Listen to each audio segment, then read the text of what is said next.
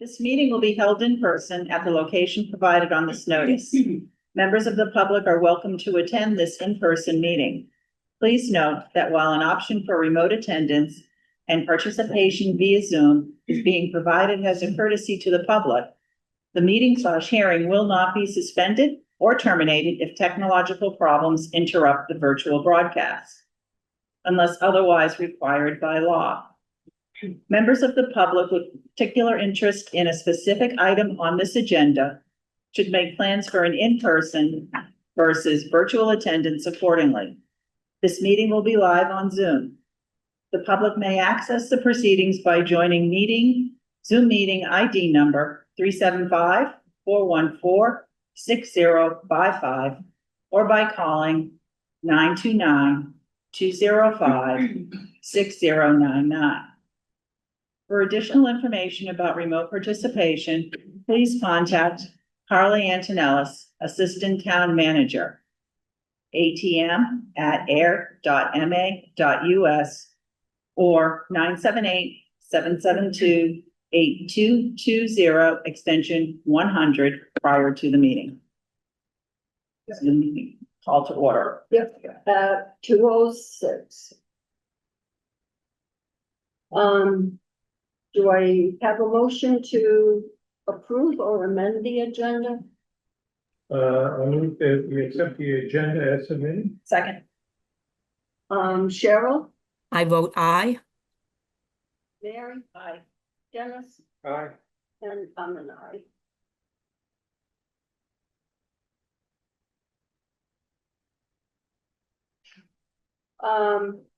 We have no public. We can move on. Minutes, June has not been done, nor has May.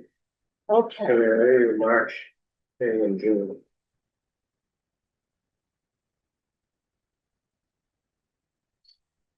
Okay. Or just, or March is done, didn't they We- just have to be, Amended, yeah, but did we approve as amended? yes. Okay. You did? We did, Oh, okay, we did. all right. So I I thought just need so. to give me to. Mm-hmm. All right. Yeah. All right.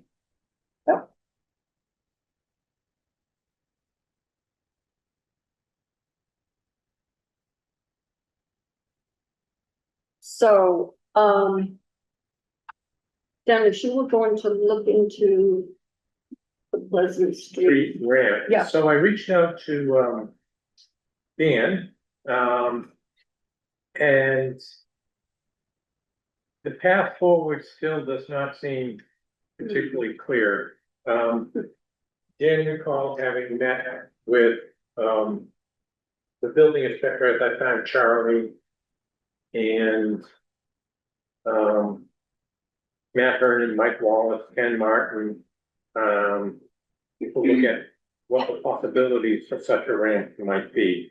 And this is going back, Mm.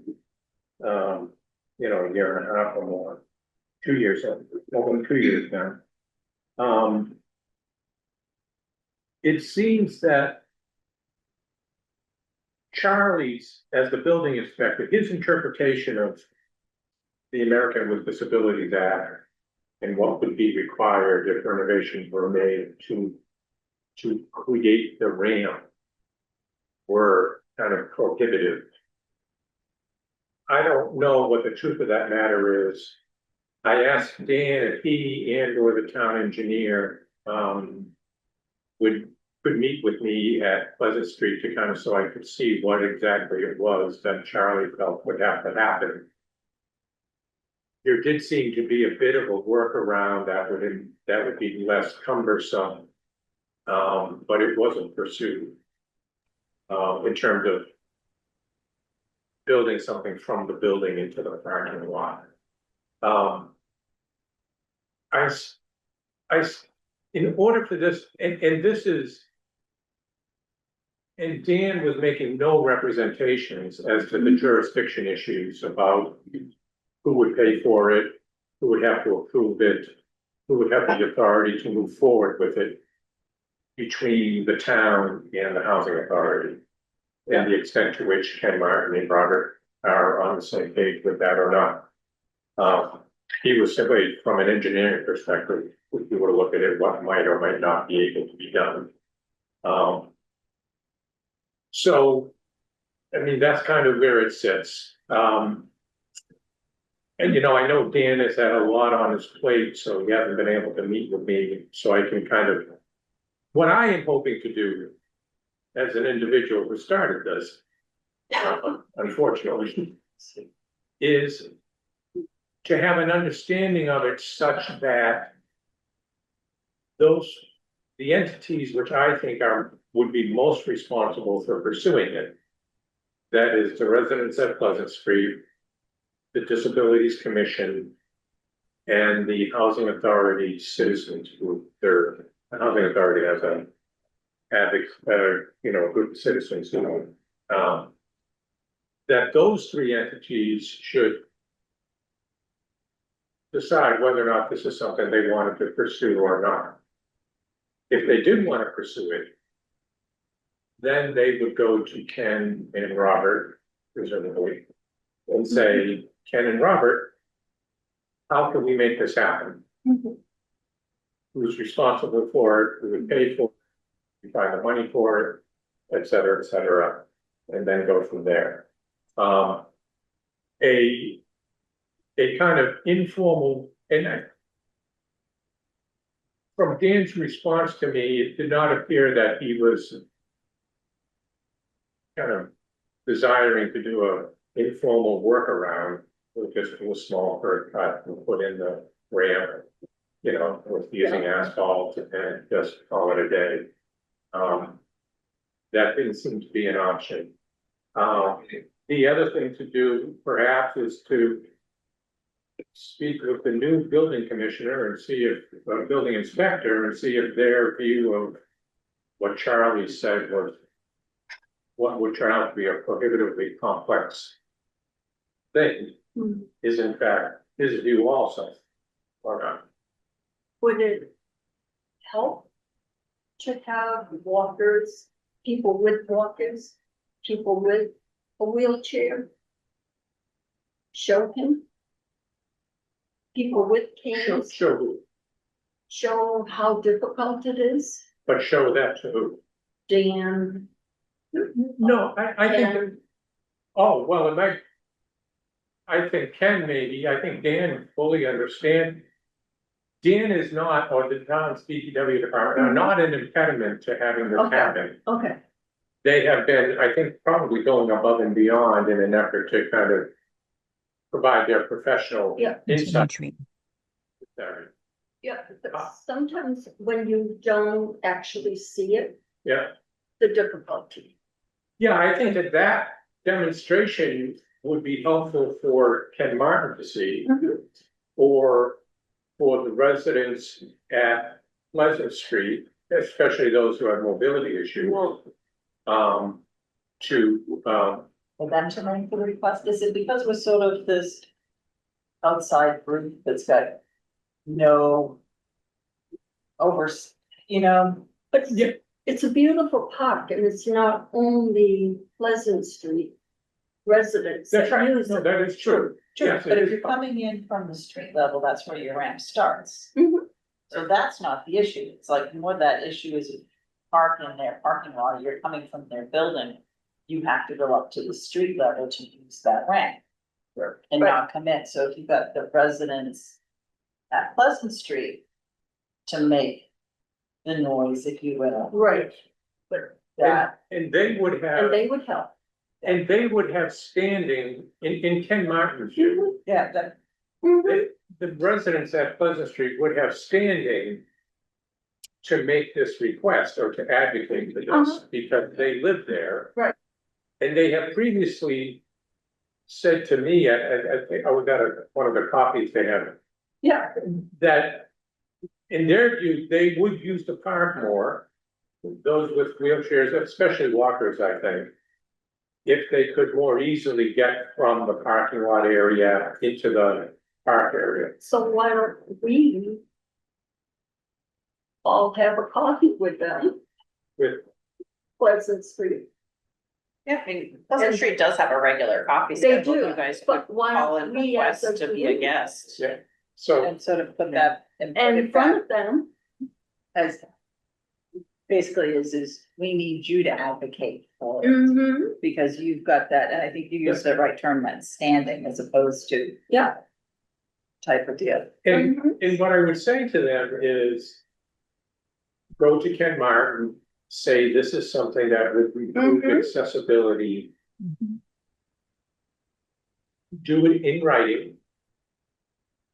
And get his response in writing as to what he would like to see happen or not. Or we can write a petition for them. Have them sign, but they don't know the word petition. Well, if you wanna write the petition, I don't, I think that, I think that the people, the disabled community Right, and the residents at Pleasant Mhm. Street have agency. They can act or not act as they see fit. They to try will. to move this process forward. Yeah. If the residents at Pleasant Street want to see this happen, they have the greatest ability, in my view, okay, to cause it to happen. but I think we should, as a board, present it to them. I think telling them this is what we have done type of deal. Mhm. But because we're not getting anywhere because we don't have that, and then Yeah. it's a standing or agency to do it, is you do as residents here. And you're the ones that are having difficulty Right. getting into it. Right. Yeah. Because we have met with Ken Martin. We have had some sort, at some level, some informal communication with the DPW department. My understanding from conversations, I think with Robert, I think the public is that this falls within the purview of the housing authority and the town is not the entity that will pay for this. Our conversations with Ken were that he. Carly's raising her hand here. Carly, did you want to add something? Oh, yeah, I can wait though. That's no problem. I just wanted to say if the group were to go to, a housing authority meeting, you'd have to post it as a meeting. You couldn't just go as the whole quorum of the board because that's an open meeting law violation. Yeah, we're not talking housing authority. No, We're I'm saying if your board goes to the Pleasant Street School to speak, Yeah. go to their coffee, that's a quorum, you'd have to post it. Okay, thank you. Yep. Thanks for the reminder, Carly. Yeah, So, Yeah.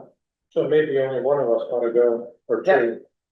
To avoid that, Yeah. With that, yeah, and, thank you. that was a good reminder. yeah, so that's kind of where this sits, I think. Yeah, Now, do you know? There's a woman who volunteers here sometimes, who lives at Pleasant Street. oh, Bob, yeah. Barbara, Yeah. would she be the one to kind of let people there know that? She does a lot of the work with the resident coffee, so she would certainly be someone to reach out to. Do you have a number or name? or last I can name? ask her if she would like me to give her name to you. Yeah. I can't just give it out. Right. No, It's the dance I have to do. I have to call and say, It's is it a- okay to give you her it's- information too? Yeah. She'll say yes, it'll be fine, but yes. Yeah, so It's a neighbor. give her, the board's email addresses, I guess. Mhm. That would work too. And, ask her to reach out and see if we could schedule a time for one or two of us, or perhaps all of us to go. We do all of us, we've got to put a post it. Yeah, Yeah, but so I would That's suggest that okay. we don't, but we'll see what she Yeah. says. And then go from there. Carly, has the Disabilities Commission, do they have a town employee representative yet, or? Well, not at the moment. I mean, Robert is the ADA coordinator for the entire town. The previous economic development director staffed that committee. Yeah. We have a new economic development director that has started as of July 1st. That right now is not in her scope as there's other things, pressing things, deadlines with the state. that we need her to work on event first. But Right. Roberts, we're still mulling over what we're gonna do with that, but we don't have a full committee. There's only like 2 people on the committee, so there's not even a quorum for them to meet. Wow, Have there been any, okay. wow. And we'll be doing an advertisement this summer. I'm actually working on it now for all vacancies on board committees and stuff, so hopefully we'll get some interest in that. Yeah, okay. Okay, so that's kind of where that, Yep, kind of where that sits. well, that's a lot. No, Dennis, I just want to thank you for doing that. Yeah, I mean, it's personally frustrating, frankly, but yeah, I mean, we'll see what the folks at Pleasant Street want to do, and if we're able to get a reconstituted disabilities commission, Hmm, those 2 things working in tandem, I think, would be the ones who would be able to get the most traction on that issue with the housing authority. Yeah. And then, we'll see what happens. thank you, that's a lot. All right. Anybody else on that? I totally agree. It's gotta Yeah. be the residents there. You know, that sort of. Yeah. No, thank you. You're up next too on regional transportation. Yeah, so, went to, the, Regional Transportation Committee meeting, which was, in Pittsburgh. Katie was there also. Yeah. So my primary take, well, it's a large. Their mandate is to try to come up with transportation solutions for the entire area that they Mhm. cover. Which is a lot of miles. It's not a heavy population, but it's a lot of miles. We being the easternmost part of that, and given that we have a train station. And because we are so geographically small, so it's relatively easy for the van to cover a lot of territory. We are from their perspective, in pretty good transportation, as opposed to, let's say, Ashburn or Westminster or something like that. We did gain funding for the second driver through them, which is great. Mhm. One thing I did learn, and I think that this is probably the most salient point for us, is that we are part of the Massachusetts Area Regional Transit Authority, so MART is the largest entity which funds our transportation needs. But there's nothing to prevent us, and indeed, they are encouraging cross-border collaborations. So to the extent that we could work with Groton or Littleton, who are in Lowell's transportation network, they would be supportive of that. And they would encourage us to do that. So I think that one thing that we could look at doing is trying to hook up with the Lowell Regional Transit Authority or enter into collaborative agreements with Groton or Littleton Senior Center and see if I don't know how the scheduling would work, because a lot of times our bus leaves the Mart area to go into the Littleton area. Right, that was the big discussion, was how redundant a lot of, because almost none of the towns in this group have a fixed route bus, and so it's curb to curb. And how redundant a lot of those destinations are, and how could go further more frequently if towns were better able to coordinate. But because, like Dennis said, some of us are MART and some of us are LRTA, that it's a little bit complicated. So trying to figure out how to blur those lines for better collaboration. So is that being done at your level then, Katie? Is that discussions you've had with them, or is that just more in general from this regional transit group? So I think the grant that Chia and Nine got was for funding our driver, and there was a second step in there, but also forming this regional coordinating council. And then I think the work of this regional coordinating council is gonna roll into an updated master plan. And the master plan would say that there's a need for that. Should we be working on it before then? Sure, yeah, Okay. but I was not individually taking any leads on tasks from this group that is. Take more collectively the job of. The paid staff of this group, is the way I was interpreting it. And if you were to call up the Groton Senior Center and say, hey, we are doing a run to Concord, you know, we go, Yeah, if we stop by your senior center and pick up, would you pick up some of our folks and take them? I would be happy to do that. I will tell you that when I have worked at other senior centers, not other senior centers, specifically that one that you're mentioning, has not been open to that. But, times are different, yeah, so it's always worth asking again. Or Littleton? I have, yeah, I have found, I even was just talking to a client this morning. Just the idea of switching buses makes it like, you know, so I think there would need to be both coordination from. Like the organizational side, but also some effort.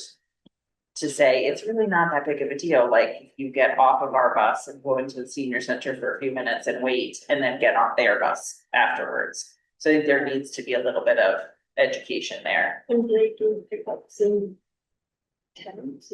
If we did Groton and they did Ayer. So I I'm having mean, trouble the hearing you over Groton, the fact that Groton fans. bus goes right by my house. Right, so as it currently stands. Yeah. I am not allowed to pick up a resident of another Other town town. at their home in another town. But couldn't, If they're here, I Yeah. can take them places. but couldn't they make a stop at our senior center? Absolutely, Yeah. yeah, I mean, they And- could, but that would be, We reciprocate, right, and that would all need to be worked out. right, Yeah. right. Oh, no, I know with the Emerson shuttle that's been sent out to the Mhm. local centers that's. Like Groton, Pepperell, those areas. How is that being perceived or used? Do you have any idea? I don't have any stats on the Emerson shuttle Okay. usage. Carly, do you happen to have any of those? I haven't seen anything. No, I haven't heard anything from Mark specifically on that. I know they'll do like a kind of 1 month, 3 month assessment. But I mean, I can certainly shoot an email over now and see if they have any statistics on it. That would be great, thanks. Yeah, sure. And the funding for that has been continued for another year? The Emerson shuttle? Yeah, as far as I know. I know the state is attempting to mend fences for the closed hospital, so I think that's one of their priorities is funding that shuttle. I don't, we would have heard by now if it wasn't funded, let's put it that way. I know, I've seen people get on and off it, Mm-hmm. so Yeah, you know, sometimes the library parking lot seems on Pretty. Monday, Right. pretty full. It's yeah, not even open. which so is a yeah. good thing. Use Yeah, I it. wasn't sure if it was that or the report. Yeah. But yeah, all right. You got more on that, or?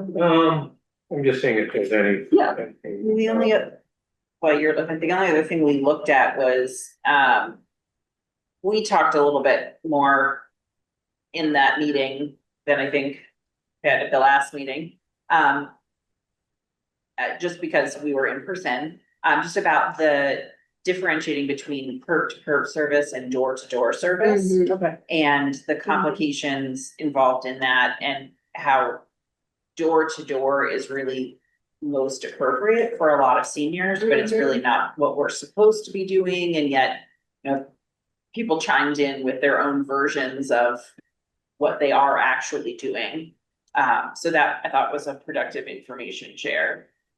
Yeah, And I'm supposed to be doing like a more of a door to door than that curb to curb. Yeah, it's hard to do curb, it's hard to do curb, some clients can do curb to curb just fine, but I mean, the van's pulling in, Yeah. you know, so it's, but it's more about what is the difference between someone's curb and someone's door in a rural residential community, such as most of these are, the difference there is not that great. But we were talking, for example, about multi-floor walk-ups here in Ayer, which you don't tend to have as many of in some of the other communities. You know, I was using it as an example. Clinton has a lot of reports, yeah. And you highlighted the loaves and fishes and carrying the bundles, and, Mhm. you know, how that is a. Yeah. Mhm. So door to door is the driver or somebody on the van gets off with the individual and brings them right to the door and helps them carry whatever they may Yeah. need to be yours, and curb to curb is, they're standing there at the curb waiting for you. Right. Let's see, yeah. Yeah, so there's more to come on that. And I think that once we get the second van and have a fixed route schedule in town, in conjunction with the van that is able to do runs, for the town of Ayer, for us specifically, I don't think that there's going to be a statewide solution to whatever transportation gap there may be for residents who live here. I think it'll have to be some kind of small communication network that somebody needs to ride from X to Y, can you pick them up? Or some funding for, you know, gift cards for the use of Uber and Lyft. Or, you know, kind of relatively small scale that do not require significant state input or state funding or any law changes. For the other communities in the North Central Middlesex, you know, Gardner, Fitchburg, and Westminster and Ashburnham, I mean, they'll need, I think, more significant, you know, input or changes to the current policies. As you go further up. Yeah, as you get more further away.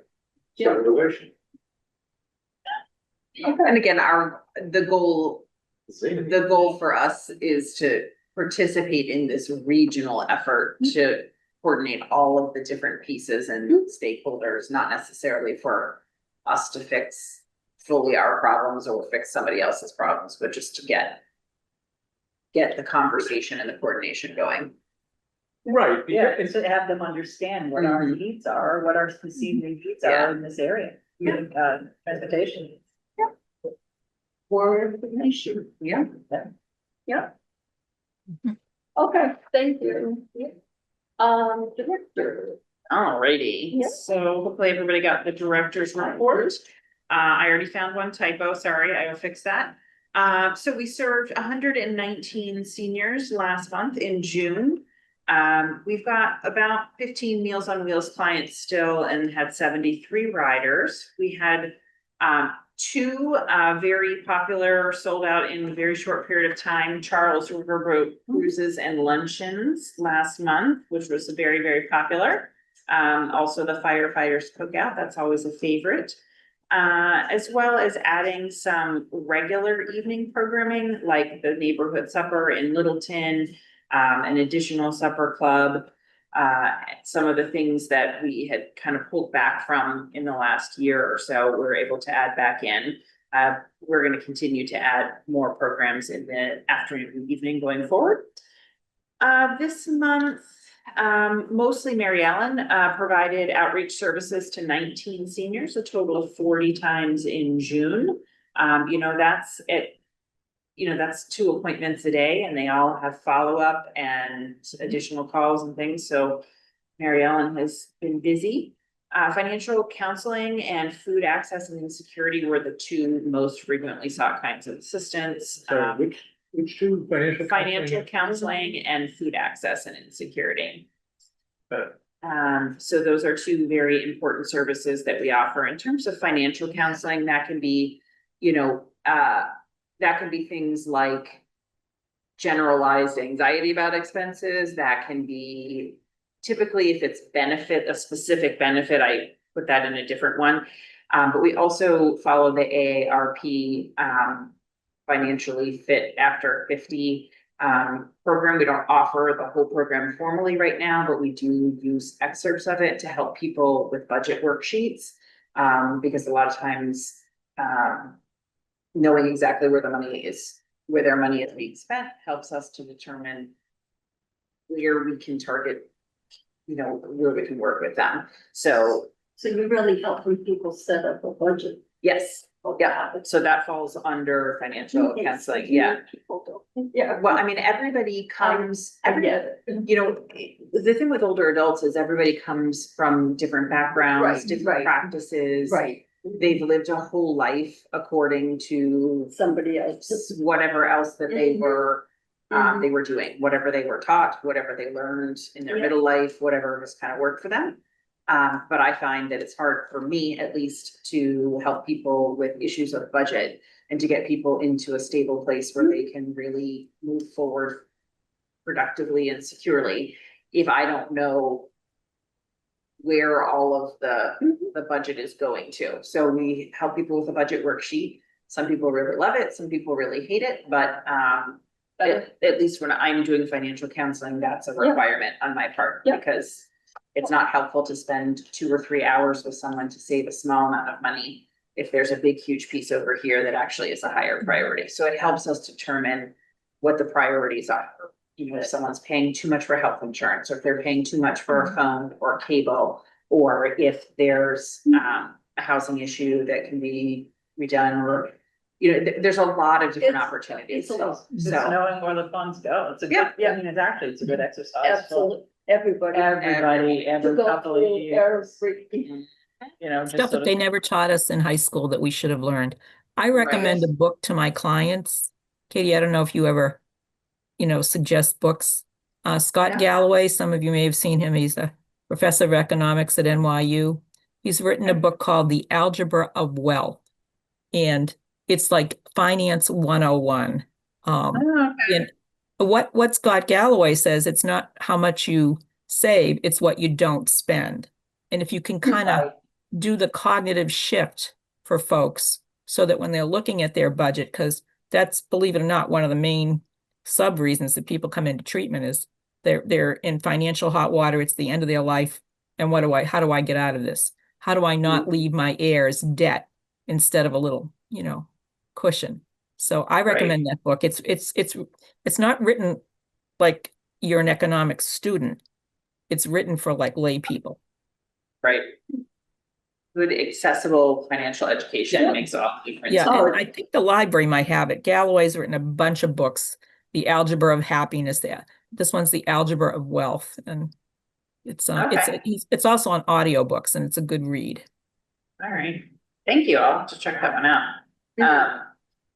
So then let's see, we served 261 meals here in the building, in June. And that does not count Meals on Wheels. I'm working right now on a way to start better tracking the Meals on Wheels, because we are delivering not a lot of Meals on Wheels, but a substantial number of Meals on Wheels, and we're really not accounting for it anywhere in our statistics. So I'm working on that right now. In June, not in March, sorry, in June, we had 14 volunteers who volunteered a total of 145 hours. That is like over $2,000 a month, so that is wonderful. I will save the building committee update till the very end. In terms of transportation, we had 73 van riders who took a total of 353 trips. That's a little bit low in June. But there are some fluctuations in the schedule over the year. Evening errands, evening programs, the interest is modest, but this was really the first full month of having Donna available. So really think it will take some time, as well as some of the shortening days. Once we get into cooler weather, for people to really, there may be folks who are driving during daylight who might take advantage of it in the winter when the daylight is shorter. So we'll see. And are you saying we now have evening transportation available on such and such hours? Please let us know what would be helpful. Or are you scheduling evening trips back and forth and then see who signs up or both. Right, so it depends. We have an afternoon shopping trip that we added at, I think, 3 o'clock on Mondays to Market Basket, because our Wednesday Market Basket trip was full all the time. Every single week it was full. And so that is hopefully spreading folks out. And then we decided to call attention to the fact that on Monday evenings, there are some fairly local AA meetings that we could take people to. Tuesday evenings are neighborhood suppers over in Littleton. So we're offering to take people there and to see any neighborhood suppers here in Ayer. Otherwise, we would, of course, participate in those. But I know a lot of our current seniors go to the ones in Littleton and kind of carpool together. So we added that. And then Wednesday, Thursday, Friday, I have left open. And we are trying to move people when the day is getting full rather than trying to, Tetris people in. We're trying to push them a little bit later into the day. Yeah, and in the fall, I think Robin's does community supper on Friday night. Okay, yeah. So we'll go to the Groton Farmers Market on Friday afternoons as well, so. Yeah. That's easy enough. So it's a kind of a mix between structured things and unstructured. And I haven't really specifically set.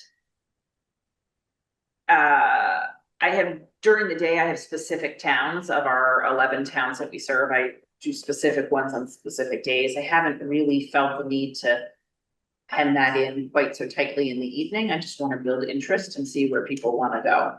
But again, it's a different clientele. I think so there will be a little bit of a lag. So I think a lot of people are used to the schedule that we have.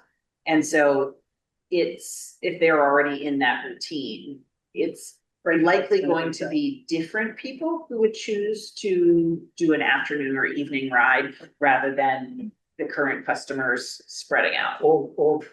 And is it possible, is it known or are you trying to also get, I can now schedule my doctor's appointment for 3:30 because I can get a ride there. Right, yep. And that's the idea, is that by moving some of the afternoon shopping a little bit later,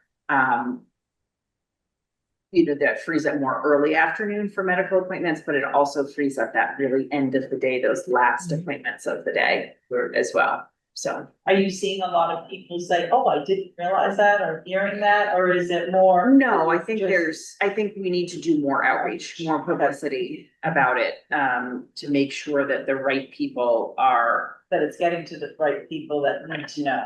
Yep. But it's only the first month. Oh, absolutely. Right, and I think the more people that meet Donna. And get used to it. Well, Yeah, no, I was just, more curious to see how it had been. So one of the things I'd like to do for July or for August essentially, but sometime in July, is to have Mary Ellen reach out to our local doctor's offices, the places that we are currently taking people most frequently, and say, we've changed our transportation schedule, because many of them are on our mailing list or we're dropping off the flyers, but to point out to them, hey, look at this schedule is very different now. So that when you're looking at scheduling folks, you're not limited to just that one time that you've had before. but most of them don't take patients after 4. The dentist around you. Yeah. Some of them have hours till 7. So that's a good one to hit too. So. Yeah. So ongoing, Yeah, it'll grow. It will, yeah. Brand new, but just, Mhm. it's really nice to have that feature on the thing. Absolutely. Because so many of the towns, even though they have 2 vans, Mhm. it's still that 8 to 3. Right. Or 9 to 4 or whatever, so And- it's really nice that it's a. Yeah, And what's nice is that we're able to do some more things like afternoon farmers market, afternoon shopping, social events, community building events. And I don't have to take Sam off the road someplace else to Yeah. compensate for it. So I can still run my day-to-day schedule. I don't have to prioritize in the same way that I did before. So I think it's gonna be really wonderful. And like all things that are new, they take time to kick off because Absolutely. people don't often like to be the early adopters. So So it takes time. In terms of. Katie, can I volunteer- ask a question about the vans? So suppose you have a dentist appointment and Mhm. your dentist appointment runs late because you have a lot. Like, what happens? My big fear is I'm being stranded. Like if I make So an you'll- appointment. Yeah, so you'll never be stranded. We won't do that to you. Okay. What we do try and do is like, we know which doctors run on time and we know which doctors are Are notorious. late, right? And so we work with people and say, okay, so if you have a 3 o'clock eye appointment, Uh-huh. we know right away, we're gonna be able to take you, but before Donna, we would say, it's not likely that we're gonna be able to bring you home. Can you make other plans? But now it doesn't really matter. Someone can schedule an appointment and it's not like Sam, I mean, I have sat with Sam in the office while he's just waiting for someone to call him. And sometimes it's 4:30 or 4:45 or even 5 by the time he goes home because he's waiting for that last pickup to call him. Right. But now he can go ahead and I don't have to pay him overtime to just sit and wait in the building. So he can go home and then, Donna can be the person who picks up after that. Okay. Yeah, but we will never strand you. Thanks. Never, never, never.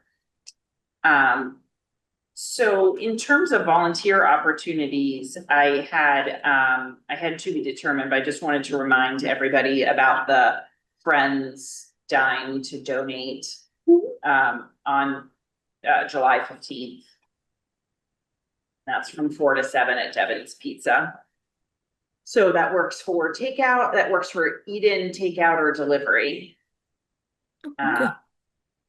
And then I think it's 10% of the proceeds. So every little bit adds up. So order a pizza, July 15th. David's Pizza, this is in the strip mall down. Yeah. Yeah. Ruby Stone. Yep. And then on the back side, I went ahead and put together the FY25 statistics, and I can share my screen for that one. Maybe. Here it is. And that's the one that ended on June 30th? Yeah, so, Wow. okay, so let me come to this next page. There we go. All right. I must commend the fact that less than 2 weeks after the end of the. That's pretty good. Absolutely. Having my Fabulous.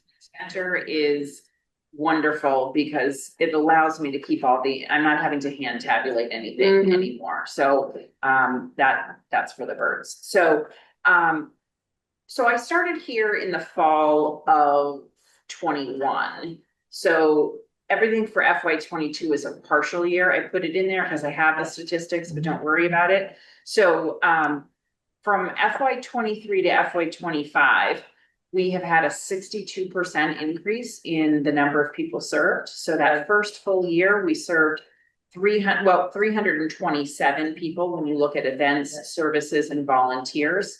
And again, this is how the report is presented in my senior center. So this does not include transportation and it doesn't include Meals on Wheels. So 100%, no, 95% of people who are receiving Meals on Wheels do not come into the center because, clearly you're supposed to be mostly homebound.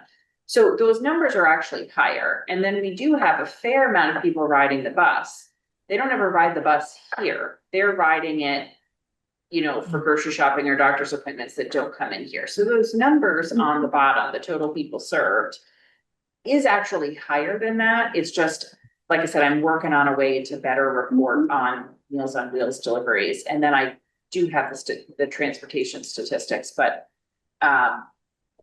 it didn't seem prudent to go or efficient to go back through and try and find the overlap there.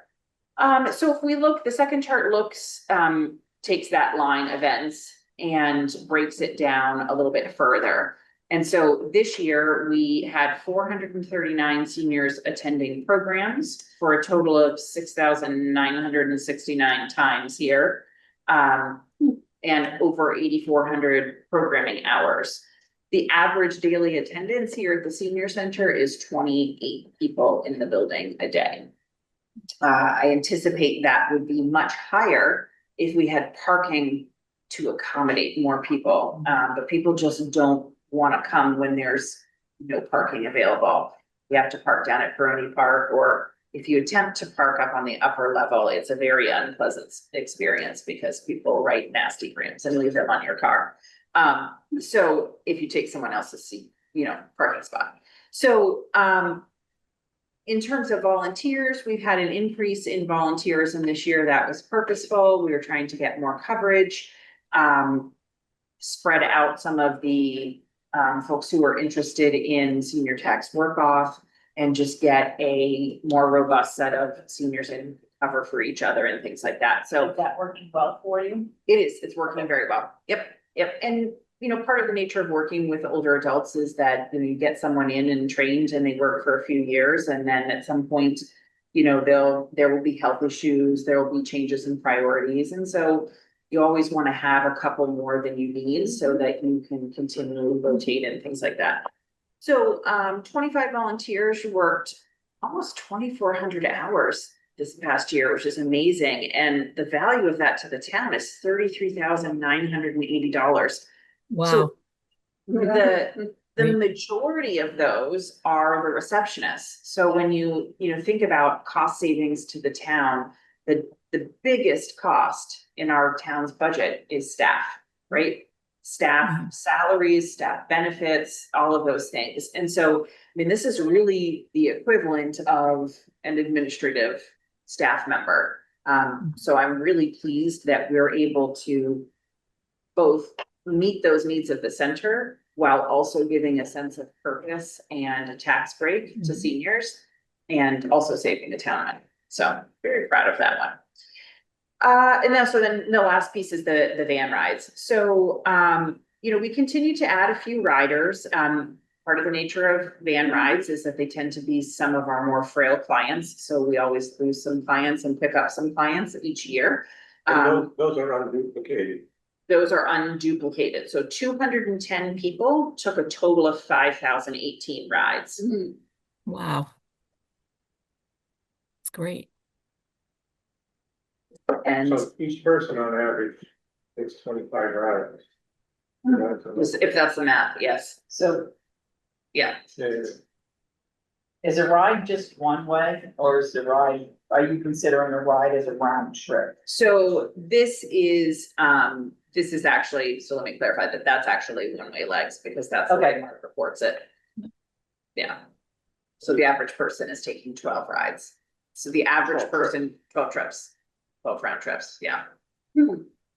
So I would say that's not actually representative, that's statistically accurate, but I would say we have a lot of riders that ride once or twice a week. Yeah. And then we have some riders that may only ride for something like a tax appointment because they're not a regular user, or they might ride only when it's the fireman's cookout. So I think there's really more people in the weekly ridership, but then,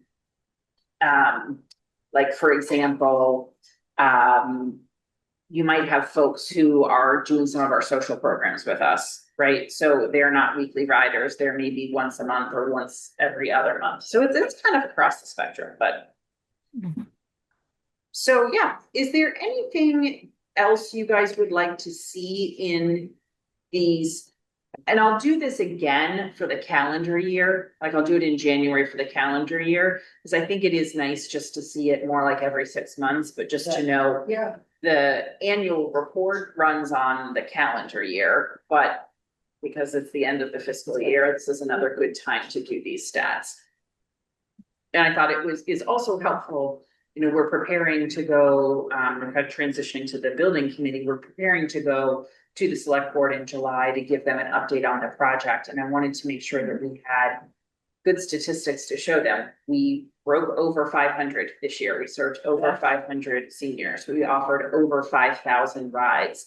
And I don't think we're even scratching the surface of the potential here. So there's just so much more that we can do and more people that we can serve. We just need the adequate facilities to do I that. consider that there's 210 van riders and seniors in Ayer, what, around 2,800? 2,200, and So that really is roughly only 10%. And the fact that the 530 number, that's like 25% of the senior population. Mhm. So there's, you know, obviously the total addressable market, they like to talk about on Wall Street, is, you know, substantially higher than that. And the fact that the average daily attendance is 28, and we know the capacity for the meals is 23. Mhm. So there's simply, even if more people, I mean, it's clear evidence that a larger space with more varied activities and more different rooms to go into, those numbers would quickly escalate. I mean, and that is consistent with what we've heard from anecdotally from all the other senior centers that have been built. It's also consistent with, the architect's, you know, view of how those things operate. So in the absence of the building, you are now at or near capacity. There wouldn't be much more ability for you to do things within this physical structure. Right, and you know, when I first came in, I had this idea that I could offer, you know, a program in the front of the room over there and a program in the back of the room, and I could offer something over here. But the noise level doesn't particularly allow that, nor is there enough parking for people to do that. And I haven't broken it down recently, but I think it's about half of my clients here live here at Bond Street. So it's not like everybody's walking here. There's a lot of cars that are coming in. So, and some people actually even who live here, bring a car, they get in a car and then they pull it around and come down here. So, For ease of access. for ease of access, yeah. So, yeah. Any questions or anything else you guys wanna see on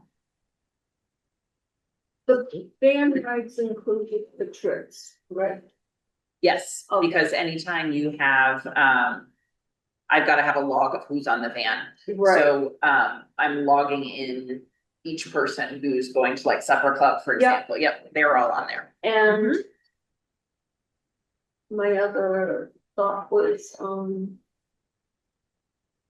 you have the login daily, but do you separate for like the events and for meals? So you know who's here for, how many meals are being served, Right, and how so, many? yeah, I could certainly break down these events. Into all the different categories. That is available at the touch of a button. So, you can look and see how many people are here for meals, how many are here for Yeah. exercise, that sort of thing. Because Yep. I know like today there was a big group for cribbage, Mhm. you had a big group for, Let me just see, Um, I'm not sharing at the moment, yeah. but let me just no, tee it up. but there was a um, big group for the exercise, and there was a big group for, I think there was 19 for lunch. Um,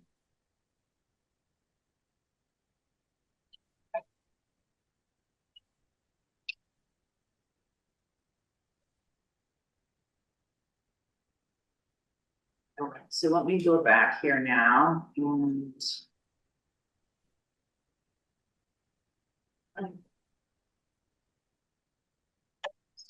Share. Share.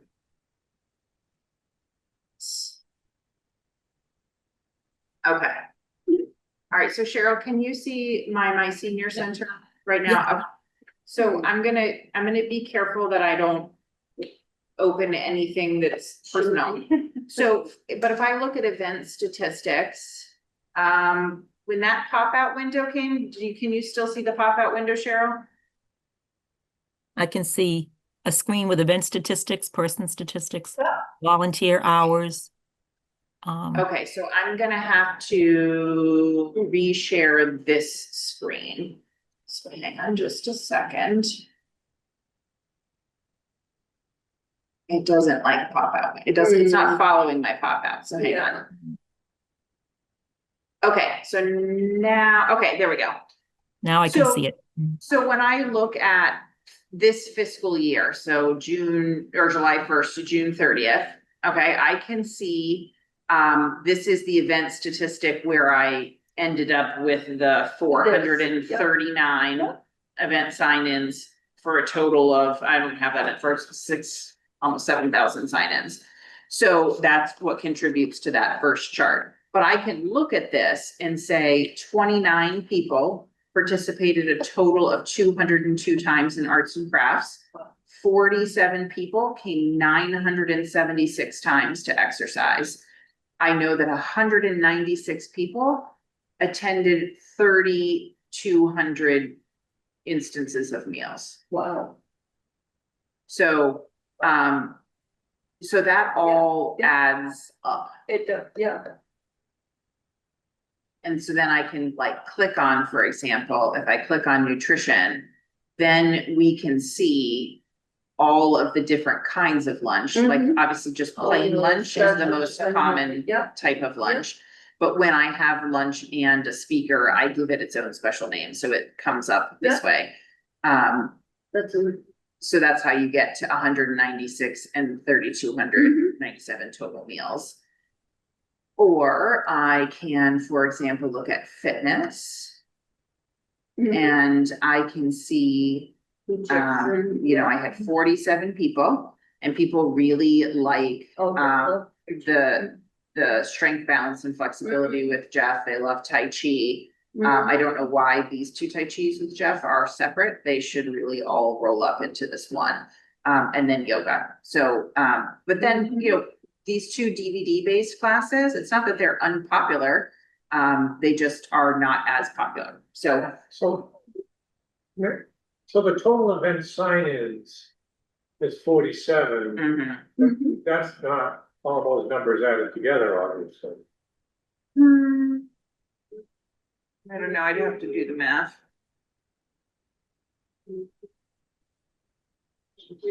No, No. it doesn't matter. So that just means that, what that means is that Dennis, if you attend strength, balance and flexibility with Jeff on Mondays and you also attend Tai Chi on Tuesdays, you are getting counted as unduplicated for each one of those classes, but you are not unduplicated for the total.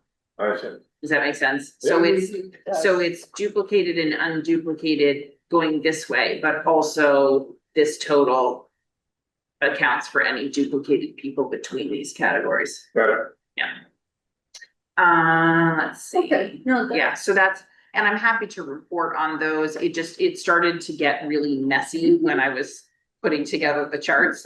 So, you know, so these are the categories that, my senior center offers.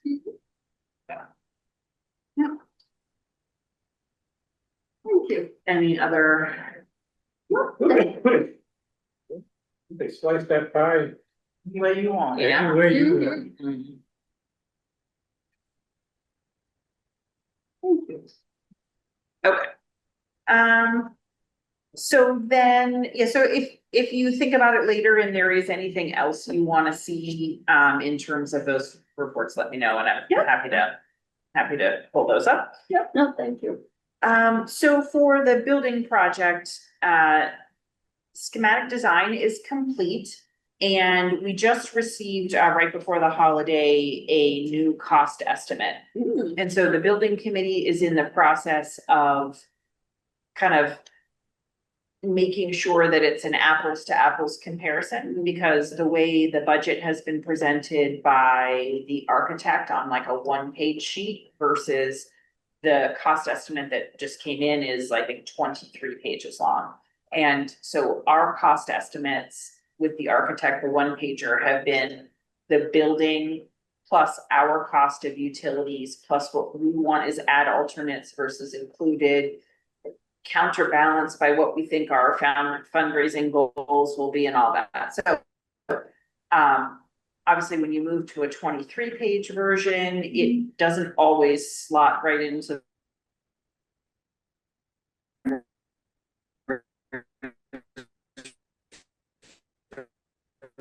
well, so.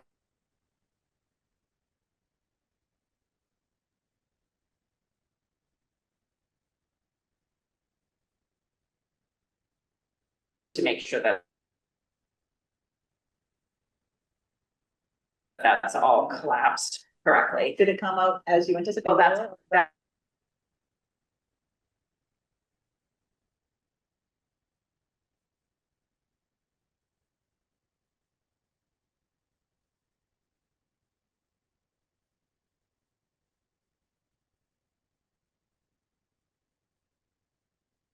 Carly, I've lost the audio signal. Can you hear? No, same with me. Oh, it looks like they're gonna Okay. reboot and try again. Okay. Sorry I about think that. we can stay in here, right? It's the same meeting Usually, yep, number, yeah.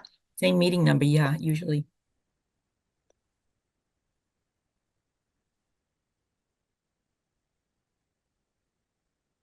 I did not know you had connections to Haywood. Oh, yeah, my mom worked there forever, for a long time. And your mother's first name was? Susan Susan, Antonellis. I know Susan, because I Yeah, worked there for many years, so. oh, nice. Yeah, she did You everything. guys. Yep. Oh. We lost you for a second, Katie. Oh, I think she's coming back. Yeah.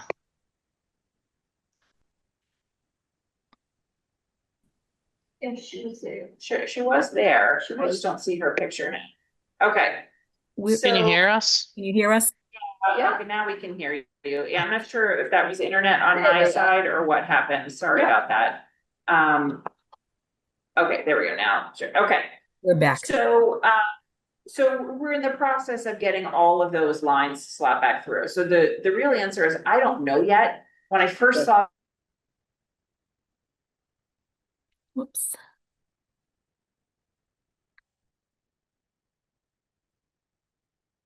but does this include that? And then, the architect and the OPM both had revisions and edits. For example, there were some things to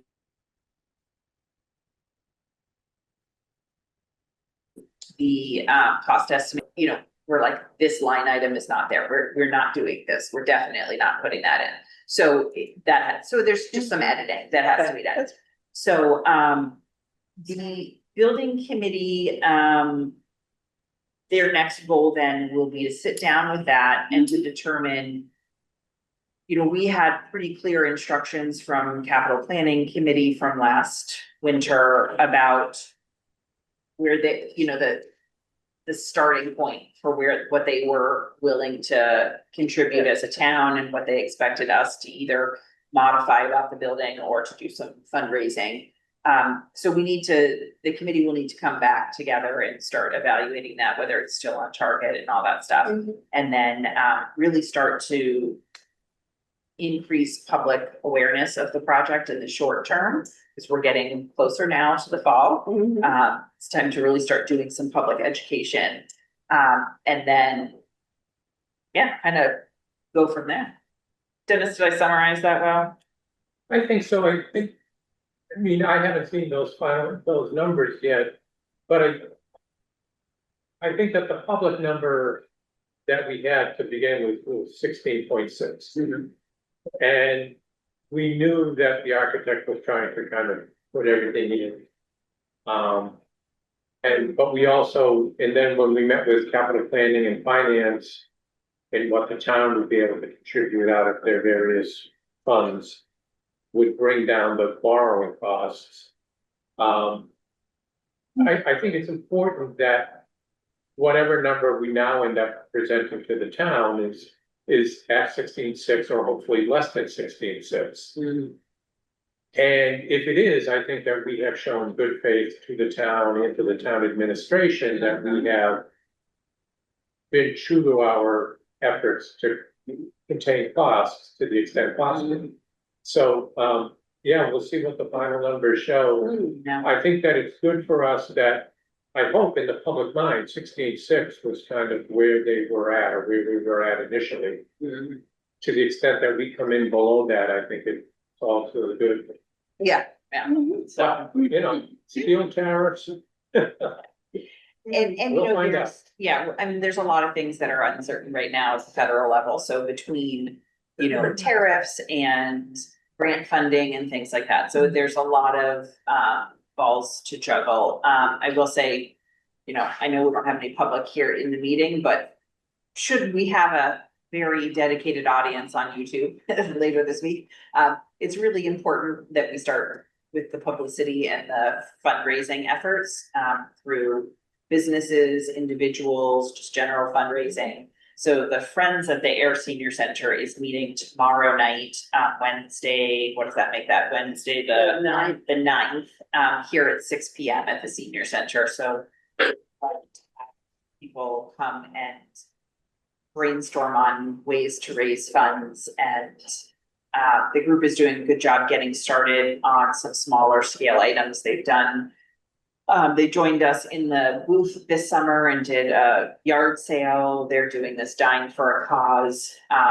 But those are fundraisers in the $100 range. We're really looking for someone with the interest to help work on business solicitation to businesses and to people who might be willing to make a more substantial donation as well, to help bring that cost down to the taxpayers. That was all I had for that. Okay.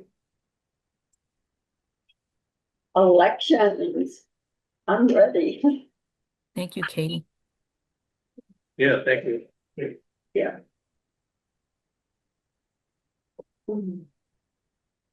Do we need to make a motion to accept Katie's report?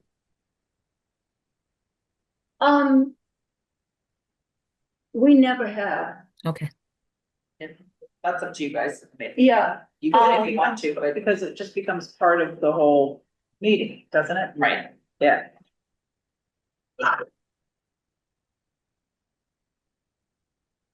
Yeah.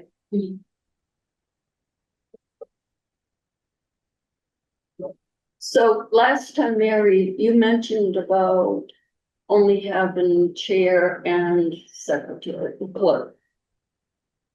I know it had come up. Yeah, I mean, I don't remember who mentioned it or whatnot, but I think from a perspective of a committee this size, you probably really only need a chair and a clerk. mhm, But that's really up to the group as a whole. yeah. Any comments, any thoughts? No, I think that we went for the vice chair or the, so, just because it was out of habit, or we thought that we needed that vice chair. I think last year was the first time we really had Oh, is it? the code. I honestly don't know. I don't think we did.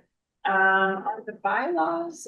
We put it in the bylaws, but I don't think we ever had before. I don't recall having in all the years I have been. I have no idea. Yeah. I know it's in there when we Oh, I'm voted on the wrong on one. them. I think you said those would be the potential positions. Mhm, I do have. And I know we did, we'd have to change, I mean, that which being said, can be a big. there should be somebody that Well, should be. there's, Mm-hmm, it's in, yeah, we'd have to change Article 4. we would have to change it, yeah. But I think we put them in when you wrote them. So I think with that in mind, I think you have to try to elect a vice chairperson. If nobody Mhm, volunteers for it and the position is vacant, Voluntold. then, yeah, I mean, right, well, but I mean, you could just not fill the position, I guess is what I'm saying. If you guys, without needing to make a mhm, bylaw change, you could just not fill it. mhm, Um,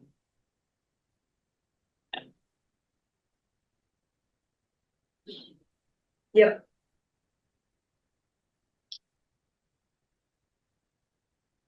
All right, so, yep.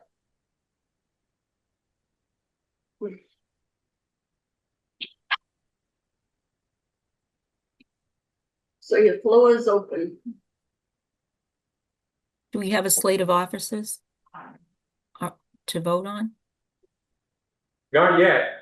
I Okay, mean, we would look for nominations, but So typically how that has worked in the past has been one member has nominated another member for the position. So you would say, I'd like to start with the position of chairperson. Are there any nominees? And then, The floor is open for chairperson. okay.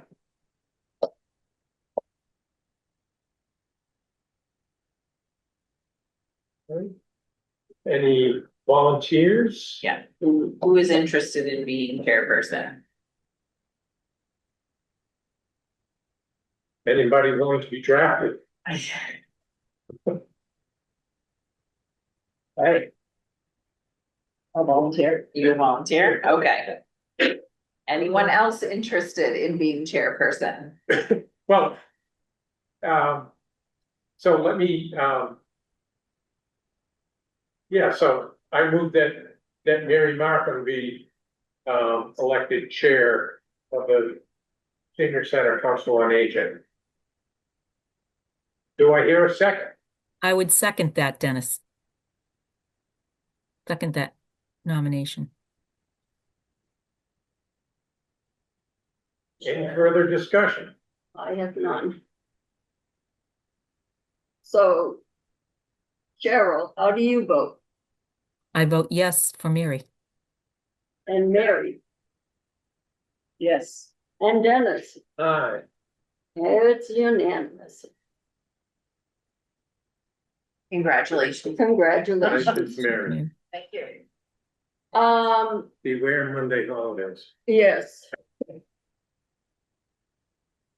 I have a few others. And,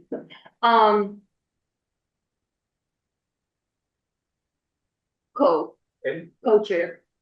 well, did you want to go to clerk first and then potentially co-chair vacant? That's up to you, you guys, you know, can do that. if you do that, just, Having a clerk's probably more important than having. Okay, clerk. Anybody interested in clerk? Are you interested, Cheryl? I would like to sit as a regular member for the rest of the year before I would entertain being appointed as an officer, just so I get a better feel for the board, if that's okay. That's fair. It's only been a few months. I want to get kind of a better lay of the land, so to speak. So I would Yeah. decline, at this point, I would respectfully decline.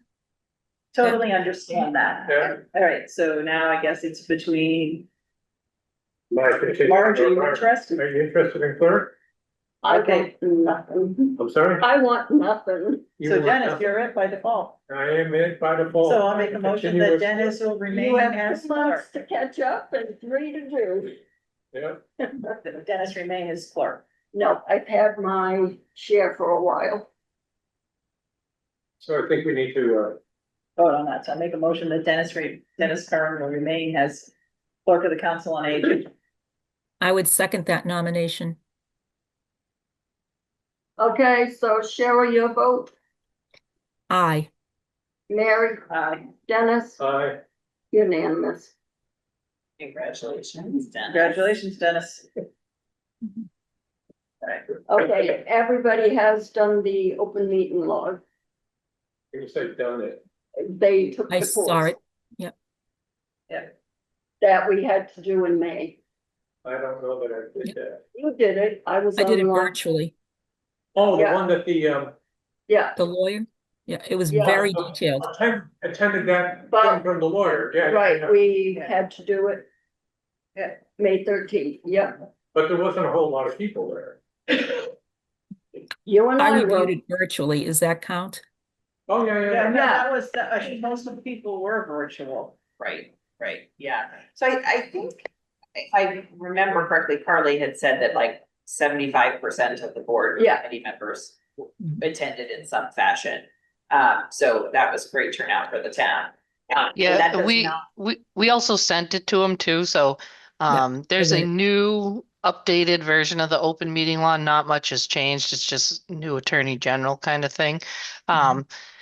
But we do, if anyone wants a recording of the training we did in May, we have it, so we can certainly send it out. It wasn't mandatory per se, it was highly suggested that you attend, but we certainly can't mandate that everyone go. The two important things from that training is that acknowledgement of the conflict of interest that's supposed to be done every year, and then every other year is the ethics training online. I can send Katie those links just so she can send them out to the board. That'd be And- great. And are the various board members in town notified of when those things are due? Yep. So I don't need to keep track of it, I'll just get pinged when I need to go to a meeting or sign up. Mhm. Yeah, yeah. Well, so basically the new state site, the state has a new site, and it will, you put in an email, whether your town email or your personal, and it will keep track for you. I don't even have to do it anymore. It's up to the individual, but the system will notify you automatically when you're due. Yeah, Okay, good job. Carly, while you're still online, a quick question on that. My recollection from that training was, or from that seminar, was that there was some question as to whether or not the wording we were using was correct. Yeah, Robert looked into it. It's good. Okay, It's fine. Yep. all right, thank you. Okay, on to the evaluation. Continuation of evaluation. Which we are done, we're not going with the co-chair. Correct. Okay. On to the evaluation. And that was on the website. Yes, let me grab that again. I'll put it up. And I didn't have the report, director's report or the minutes to put on the website. If you can add at least my. I'll send it report to after Max. this. Yeah, Mm-hmm. I will send you a link to him. okay. Um, Do you want me to wait for the correction? no, that's okay. Okay. When did we start this? Do you know what month it's? Yeah, you put it up in. It started in May. I think we, March? I wanna say February or March, we actually started it. I'd have to go back, let me see if I can know what day, let me go back and see. look on the February minutes. I have March 11th stuck in here. As the agenda, Katie. Yeah, but it's not, like, it would be its own files here. You know what? I'll But just you grab know it what, off of my you computer. you posted it under the. COA board.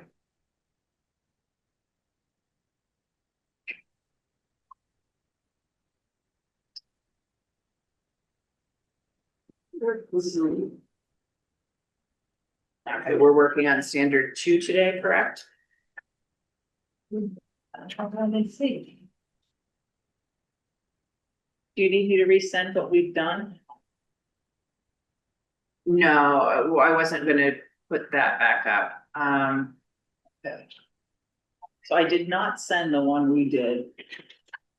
Last month. This one. And what did we do? We did one, we did do number one one. and we finished it? Mhm. Okay. So I will get that out to everybody. I apologize for not having it this time. Mhm. Alright.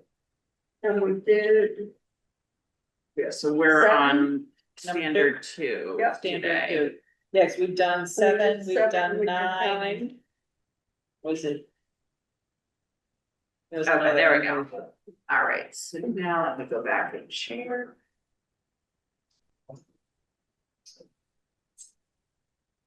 Oh.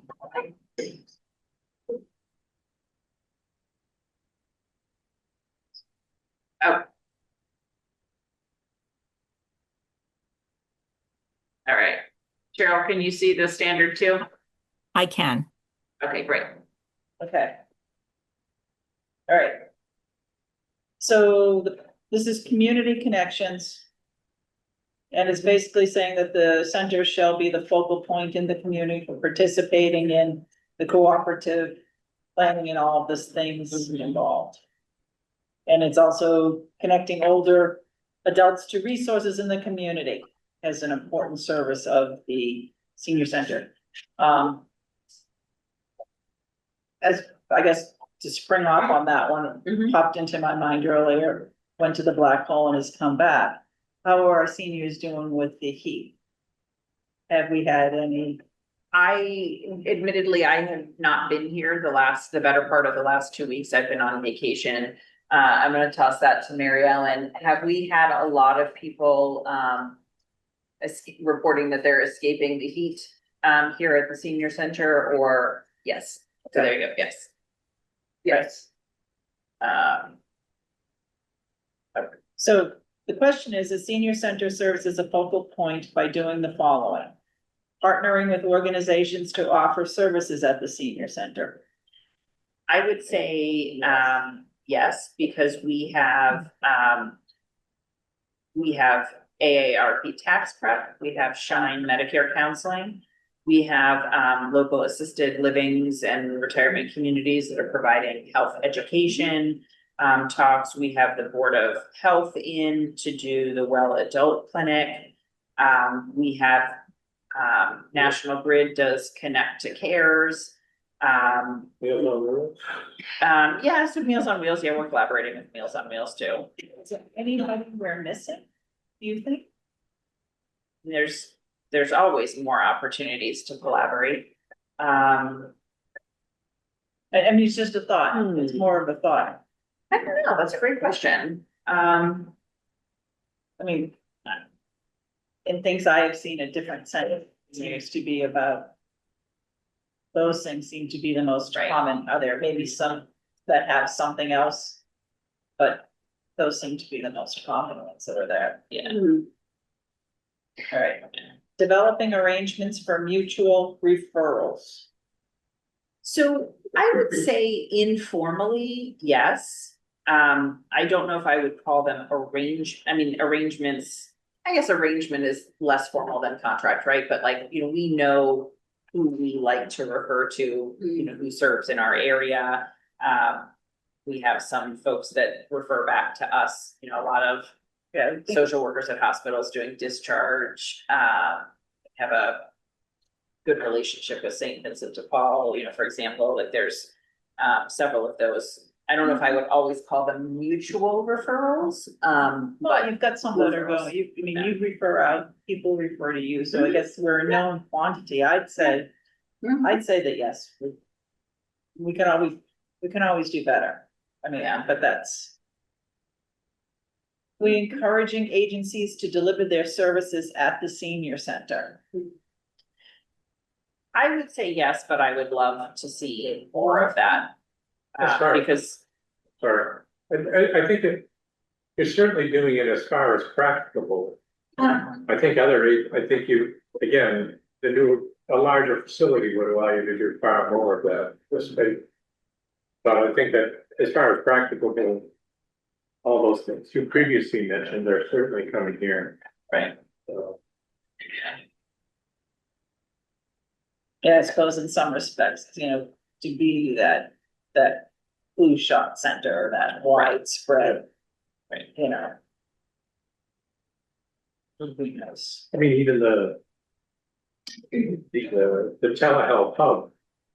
We have the library for that, which in an ideal world would have been, here would have been a great time to be able to do Right. that. actually, so that's a good opportunity to say, is there's a new grant that is through GNN9, which is the same one group that's doing the regional coordinating council. But they're doing a telehealth specific grant, and they were looking for, again, along the lines of things we can do to close the gap for the absence of the hospital, which is creating dedicated places for stable and secure and private internet connections to do telehealth, rather than needing to go to far-flung places. I really did want to host that here, but I really don't have a place to do it, nor do I have great parking, I think I have the hours of most medical facilities, Got the equipment. but what? We've got the equipment. Yeah, we certainly have the equipment. But the library has study rooms, so we decided to partner with the library to pursue that, because then that's also gonna remove a barrier for younger adults. I mean, although older adults are the most likely to not have access to telehealth, but this just makes it more open for people. So in those, if there's a telehealth appointment, is like communication gonna be there for them, or is it just strictly they have to have their own device? Like, can you So use the this way that space? this grant is going to work is that it can cover devices.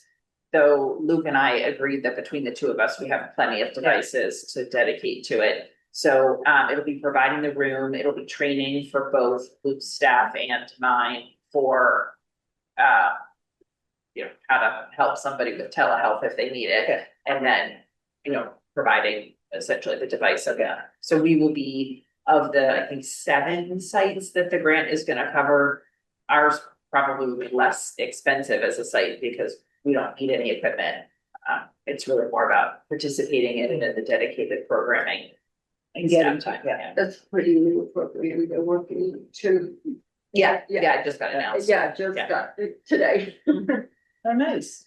Yeah, their letter came out. So Uh, that could also go for delivering services at other Mhm. locations. I mean, so I would honestly say that that's a no, with the exception of telehealth, and that's because it hasn't started yet.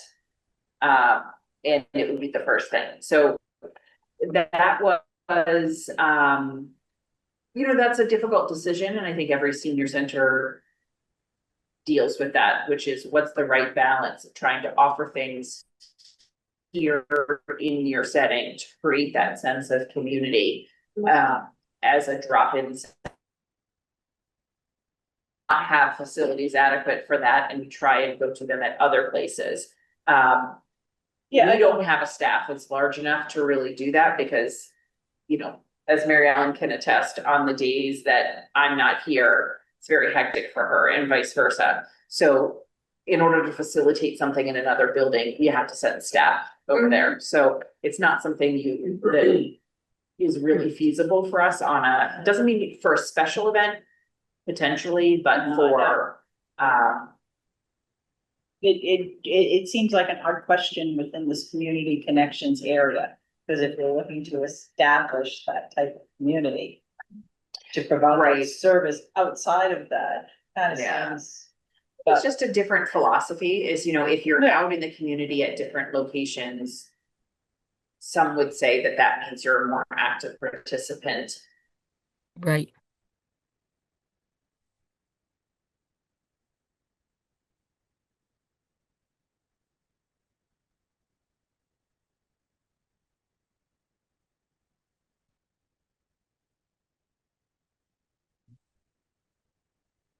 Bringing it at a location that's more convenient for the Pleasant Street folks. But I would say overall, I would call that a no, and that would be something that. It's not necessarily something I really want to change right now either, although I'm open, obviously, the whole point of this is to evaluate where we are and to get board input on it. And I think that when I'm harkening back to when you first started and we were talking about alternative physical spaces that might be used, given the limitations that are in now, et cetera, that it was a kind of a conscious choice that we wanted to increase the viability of this space and make it homier and more welcoming and just easier for people to navigate to. Right. And, you know, having alternative spaces bring up, you know, disability access and transportation issues, lack of, you know, people don't tend to like to go to places they're not familiar, get older. I can attest to that. Yeah, so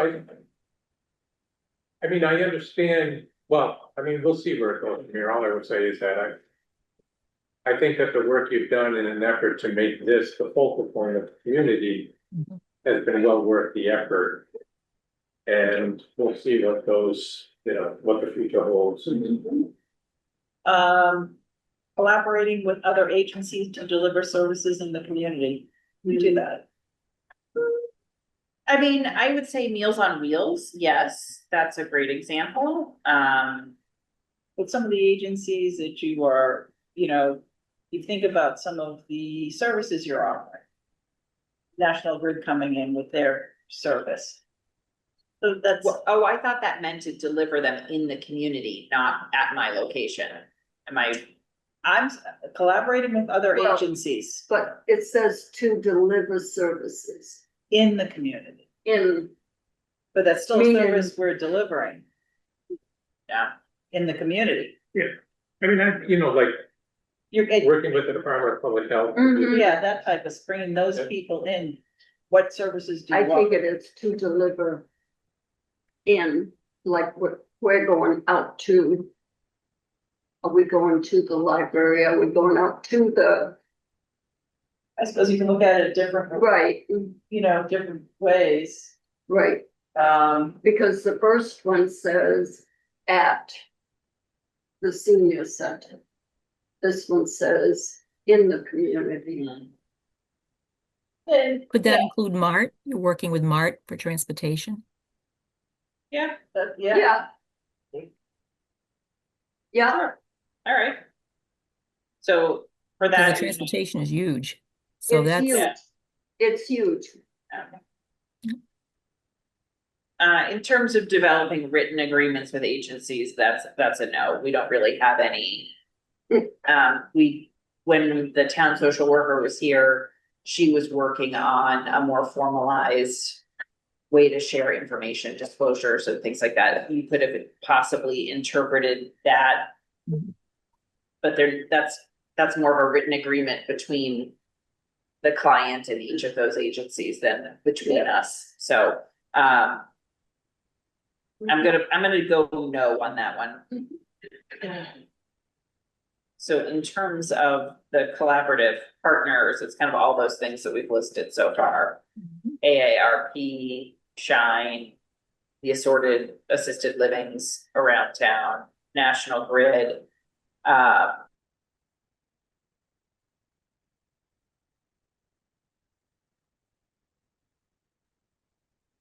would that be like Mock and MART?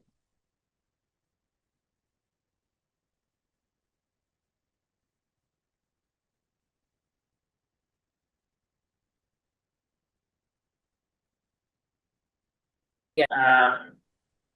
Are you figuring them all? Mhm. Yeah, There's a list of them, yep, little fishes. yeah.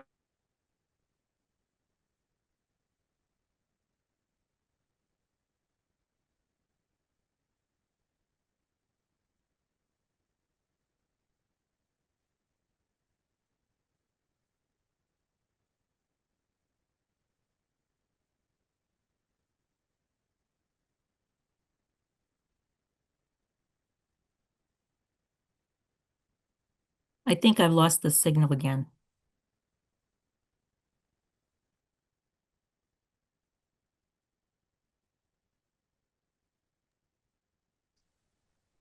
Yeah, same here. I have to jump off for a meeting anyway, but Okay, great. I'm gonna log off, but hopefully they'll be back. All right, thank you, Carly. Good seeing Yeah, you. you too. Thanks a lot, Cheryl. Whoops, they're gone. Maybe Yeah, they'll pop back on. yeah, hopefully. All right. All I'll stay right, put. talk to you soon. Thank you. Thank you. Yep. Appreciate Bye. it.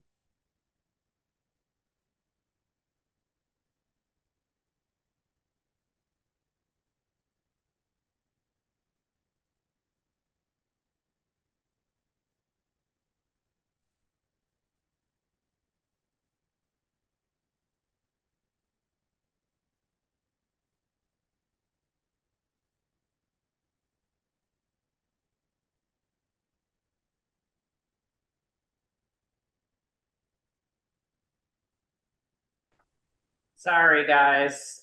No worries. it's gotta be. I'm not internet. sure, this I think is internet, I had fixed I got a new adapter for the meeting owl, and so I had fixed what had been our video issues before. But I can This see you is- guys very clearly. It's just the okay, signal for the audio keeps popping up. Um, Carly had to leave to go to another meeting, so she's not gonna be coming back in. No worries. Sometimes if you keep your video off, so I'm gonna keep mine off, but I'm here. A lot of Okay. times that will help with the rest of it. So you guys want me to turn video off? I can do that as well. Yeah, if you do that, that's. Okay, all right. Okay, so, all right, as long as the audio is good, then we're good to go. All right, so Cheryl, we're moving on to number 3. The, Okay, but now unless- that the video's off, I can't see. Sorry. Oh, no, I'll read it to you. I'll read it to you. Perfect. I won't just make you. So it's the senior center provides information on community services in these ways. Paid or unpaid staff provide information. Mhm. I'd say that's a yes. Mhm. What was that, Dennis? That's a yes. Referrals are made to appropriate agencies. I'd say that's a yes. Yes. Information bulletins and pamphlets are accessible to the public. That's a yes. They are largely on the Mhm. fireplace out here, as well as in Mary Ellen's But you can office. view them. That's nice because they're at a good level. And there are all the distribution places where the newsletter ends up. Right, yeah, yeah. Agencies make presentations at the senior center. Yes. I actually never look in town for them, So, all right. and I don't use doctors up here, so. All right, so yes. Pharmacy, the library. No, I don't use Yeah. them.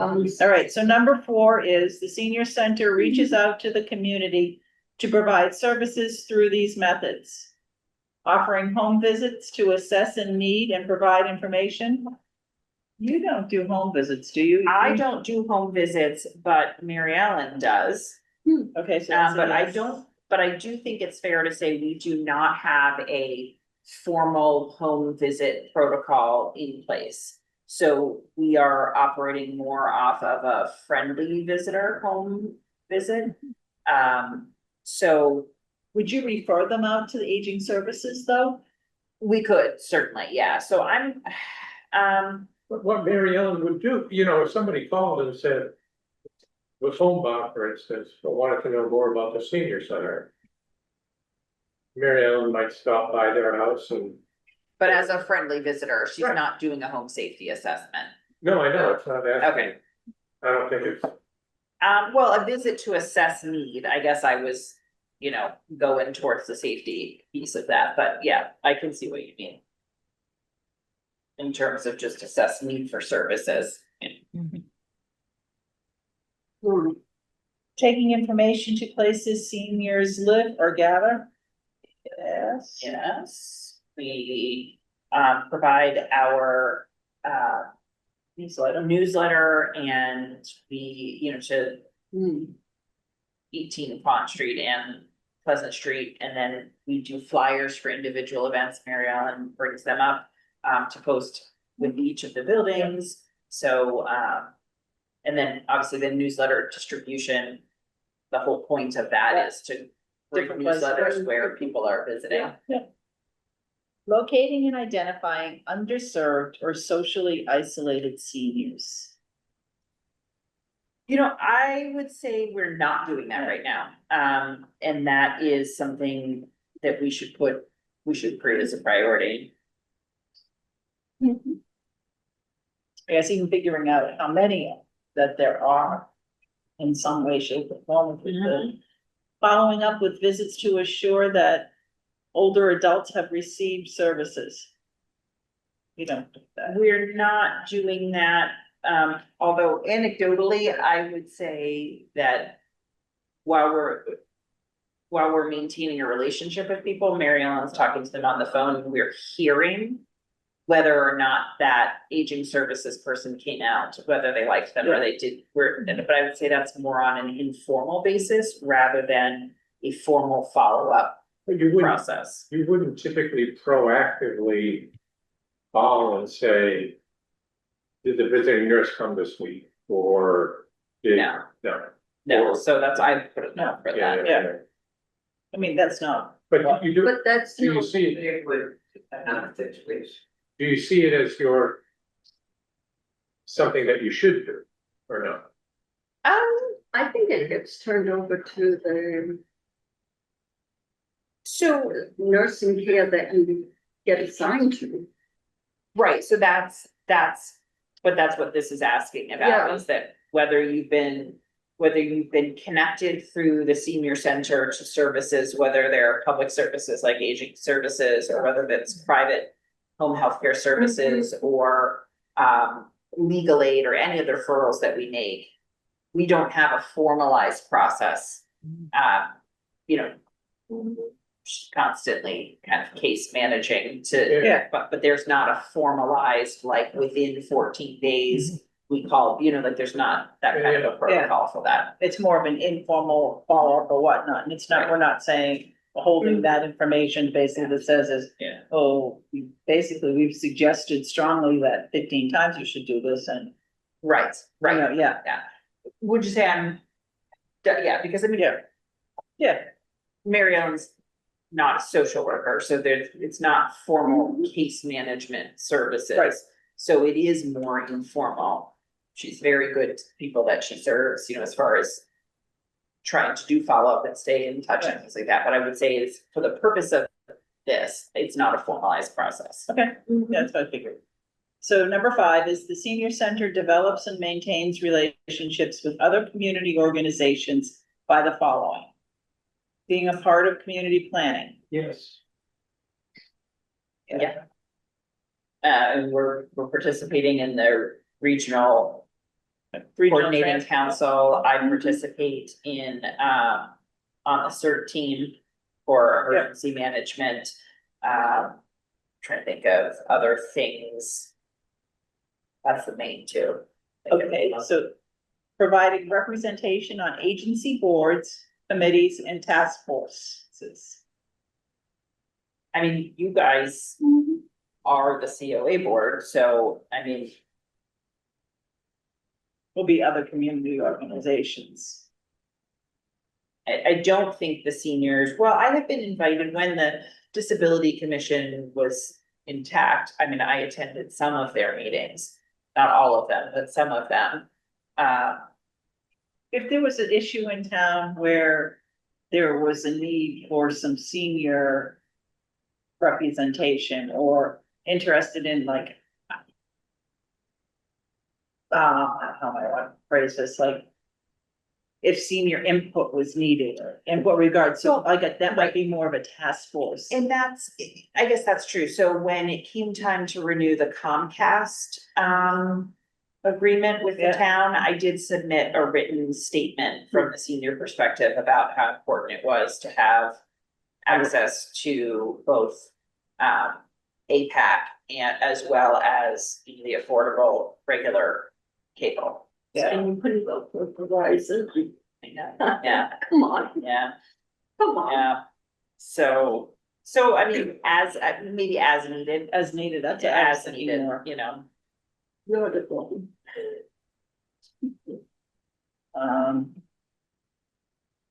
Exchanging information with other agencies. Sorry. I'm doing a good job.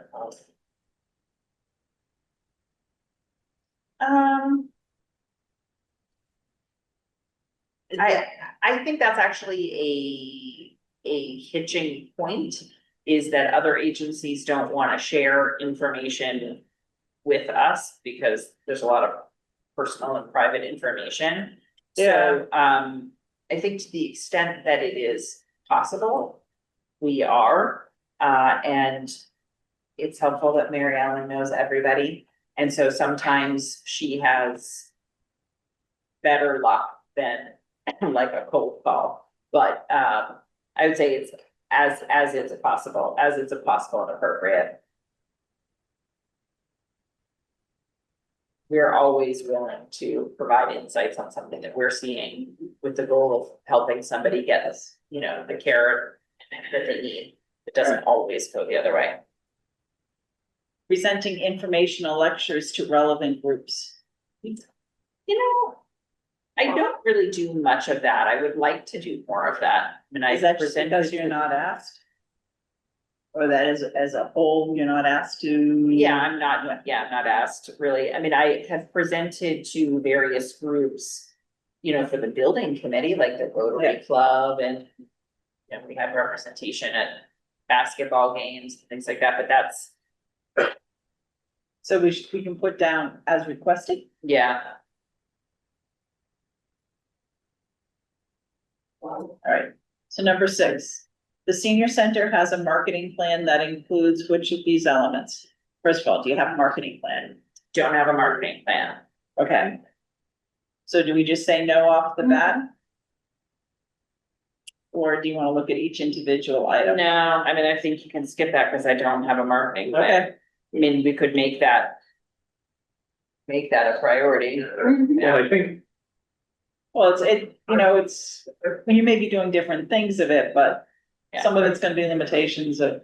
But I think if the new one gets approved, you could have a logo or I think, something to go on. I mean, I think with the new building, a marketing component to the opening of the new building, I think would certainly be appropriate. Yeah, I That's mean, what I the, said, yeah. the issue now is, if you have a very effective marketing plan now, and it runs into the constraints that this, you're gonna be.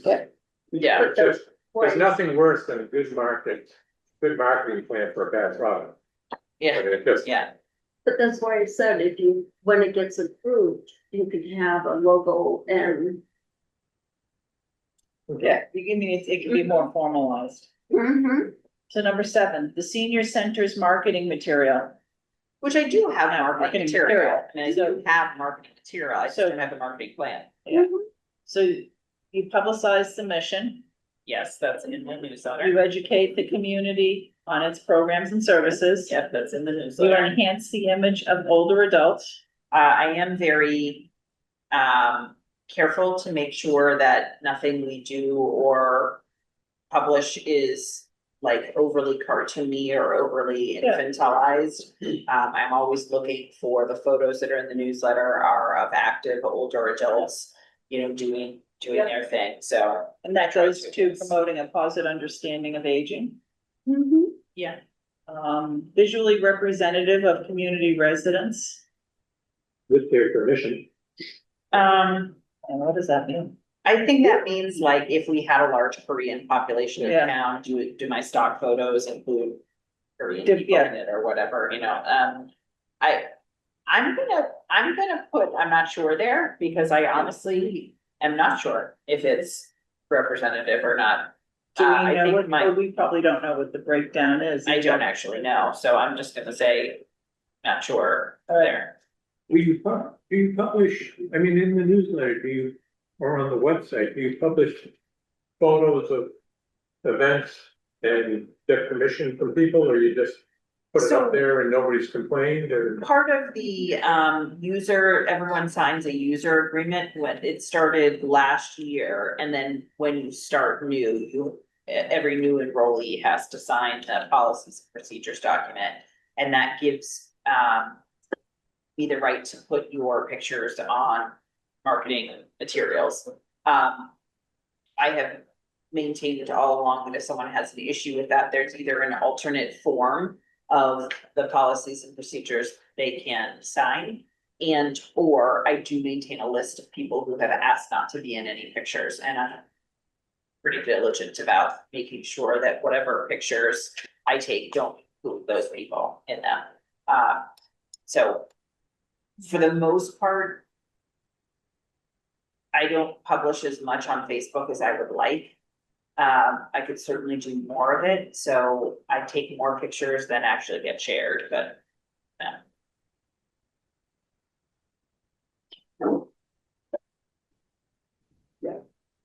Yeah, we need more of those out there though, because people are new.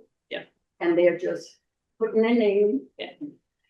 And that's an element of personal responsibility though, like if people sign stuff and they're not reading what it says before they sign, But I think it's difficult for people. Agreed, yeah, if there's not one out there, there has been a There- copy of one. yeah, So I'll print another one. Yeah. I don't mind doing it for you Thursday or. And putting them together. And the private sector always has an opportunity to support the senior center. Right. Yes. The senior center uses the following marketing techniques. All right. Mhm. We Sponsorship. don't do any sponsorship right now. That, no, Fact sheets. So we don't really do a whole lot of fact sheets right now. Sometimes I will put like PDF infographics in the newsletter, but we're not developing and distributing our own materials. But your director's report has. I mean, if you were to choose to do that, we use the director's report as the fact sheet, yeah, but you- I guess, But yeah, that I was doesn't go thinking in more there. like, information about diabetes or Oh, I see. that's how I was. Oh, I see. because it's to educate the community and advocate for senior Mhm. needs. Okay. So newspaper articles, is that more, like, some of this stuff is gonna be as needed. I mean, A yes, newspaper article or radio, we're not doing. we've had TV. 2 or 3 newspaper articles, about, the building. So I would Yeah. put yes there. So I'd say that's more But- as needed. Would Yeah. you? Maintenance of, we don't have an active website, I'm sorry. The town has a Did website. you have something? Okay. Interactive website, so that would be more. March, did you have something? No, I was just, I mean. I get hung up on the educate the community and advocate for senior needs, and you said articles, newspaper. I said as needed. Yeah, but that was for the building, not about what needs for the seniors, so I was kind of like, Well, the seniors need a building to have adequate. Programs and services offered in, so. I think from my perspective, that's a very much tied to senior needs. But you're right, I'm not publishing things in the newsletter, in the newspaper that are general information about aging. That's. right, there is and no- that's why I was like, oh. And there is no local newspaper. That is in a lot of, small local newspapers, a reporter might come down and interview you and ask you to submit a, Oh, yeah, Right. Yeah, okay. And radio, yeah. I mean, we have invited,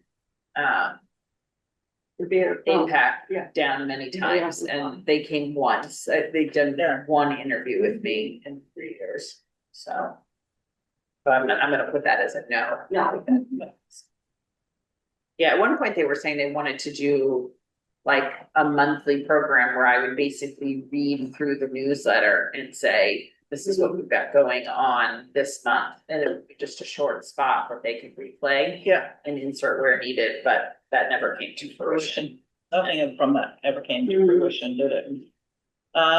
Maintenance of an interactive website, but it's the town website, it's not really the center's website or That's the town's plan. lineage, yeah. But that's the option and I do maintain that. So I update that and maintain that. But is it interactive? That is, do you get like referrals or put in your It's not email or phone number? It's not interactive, but I do have, it's as interactive as any government page is gonna allow me to be. I mean, people can email me off of it, they can click the button to email me, that's about as interactive as it gets. But like I put up when the Emerson shuttle started, when the microtransit started, when we changed ours. Would you put your, can you put your scheduled events up there? Yeah, the newsletter's on the website. What about more of a calendar? See, the only calendar functionality is town-wide, and so if I put it on the town calendar, it will appear. If they give me calendar privileges, it goes right here, and the town has decided they really only want board and committee things there. Okay, that, yeah. Yeah, could you PDF the calendar up there? It is just the calendar. Yeah, like with your events on it? I mean, the whole newsletter is up there as a PDF. Yeah, I was just thinking, cull that one section, so if somebody's looking for it quick as opposed to paging through. It's just. But I think they're looking for an actual Right, and they're looking website for- with a yeah. spinning calendar and So, things I mean, it's Something like certainly, you had to do at teachers. um. So I can't, this calendar here Yeah. is tied into the And, main town calendar, and you have to enter all of these things individually. I remember that from before, Oh, so. It's not practical. It could go as a photo right here ahead of the mission. I Mhm. mean, that's a possibility. Well, the monthly calendar, But on that, you can't put like on the seventh Oh, you had change it. this, or the eighth you had. can you do that yourself, or does, It's not you have to give it to practical. Matt? Do what, put a photo up? No, if you were to put the monthly calendar there and change it every month. No, I do that. What's that? Yeah, I do it. Yep. Is it practical? So I upload the newsletters each month, you know, I check this Yeah. like twice a year to make sure all of these links of interest are correct. You know, Mhm. on this page, so see, this is from the newsletter, I added that in there, and I uploaded this, so. Sorry, Cheryl, I just realized you can't see what I'm doing. I just sent a text to everyone. I need to excuse myself from the remainder of the meeting. I apologize. I will see you all next month. All right, Cheryl. Cheryl, the month, Have a Cheryl, great thank day, you. Cheryl. Thanks. So, okay, now I'm sharing this, the town website, oh, I didn't mean to go to your page. Okay, Mhm. so I can change this format of 3 columns and these pieces Mhm. can all be changed. I'm not gonna log in right now, but I can, if I log into the town's website, it gives me the opportunity to change what's here, to change frequently asked questions, news. I can put different things here instead of, And your I think it things would on be- different sides. I think it would be a community service to move the mission statement down to the bottom. okay, And then in that spot there, put the monthly calendar yeah, of what's going on Yeah. at the senior center. yeah, I think it's a great idea.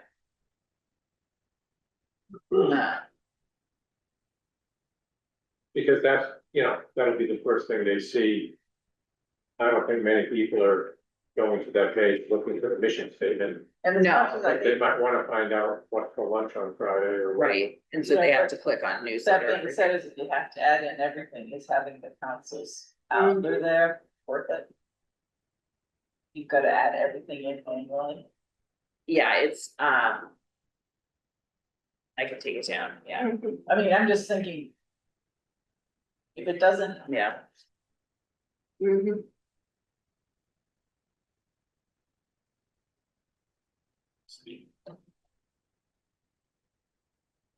Yeah, I can certainly take it off. And I can put up like, for example, the red banner that goes across the top, I could put it up that says, we are closed today. Yeah, things like that.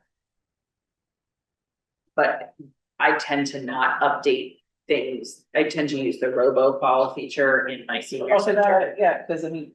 Because our we group don't is have much any more. hits the page gets. No, that's really interesting because I've asked about that before and apparently the town doesn't even know that.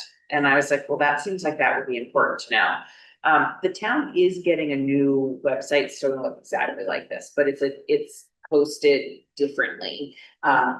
It's going to, I think to the average user, they'll be like, oh, it's pretty much the same.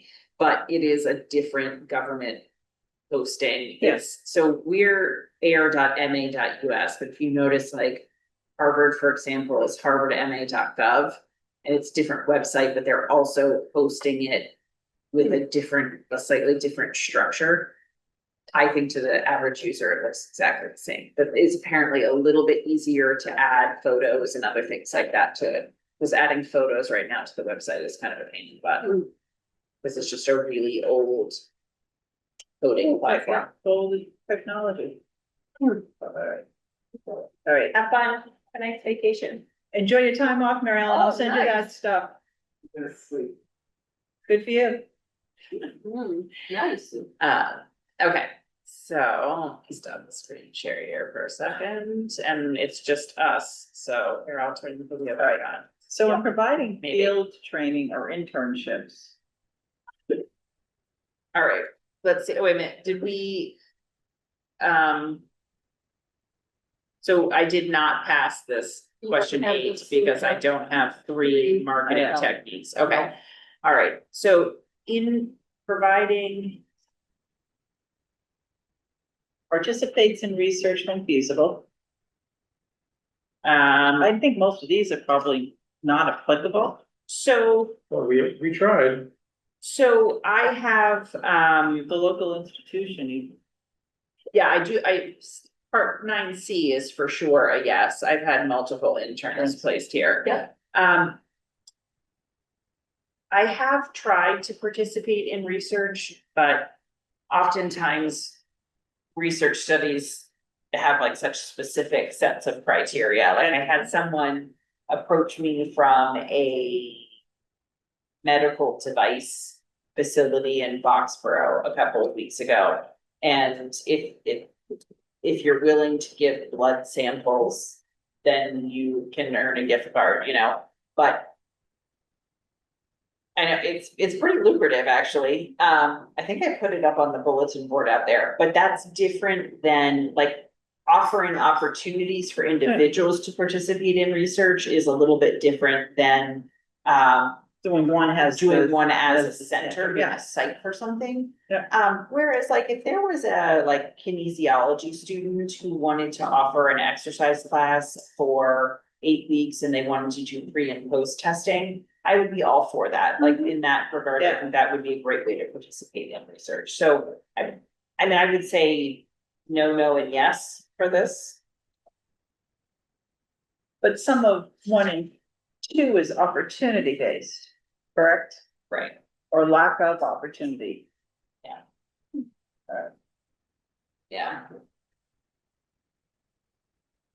Alright. That's all. Was there anything that came from that that we said should definitely? Cause you were we're keeping kind of an ongoing list of things that are. Action items that then we can later prioritize, I've gotta right? go back and pull those out. Okay. I haven't done that yet. Cause the only thing I had was, more work for locating and identifying underserved or socially isolated seniors. That was 4C. Yeah, that was the one that was really sort of.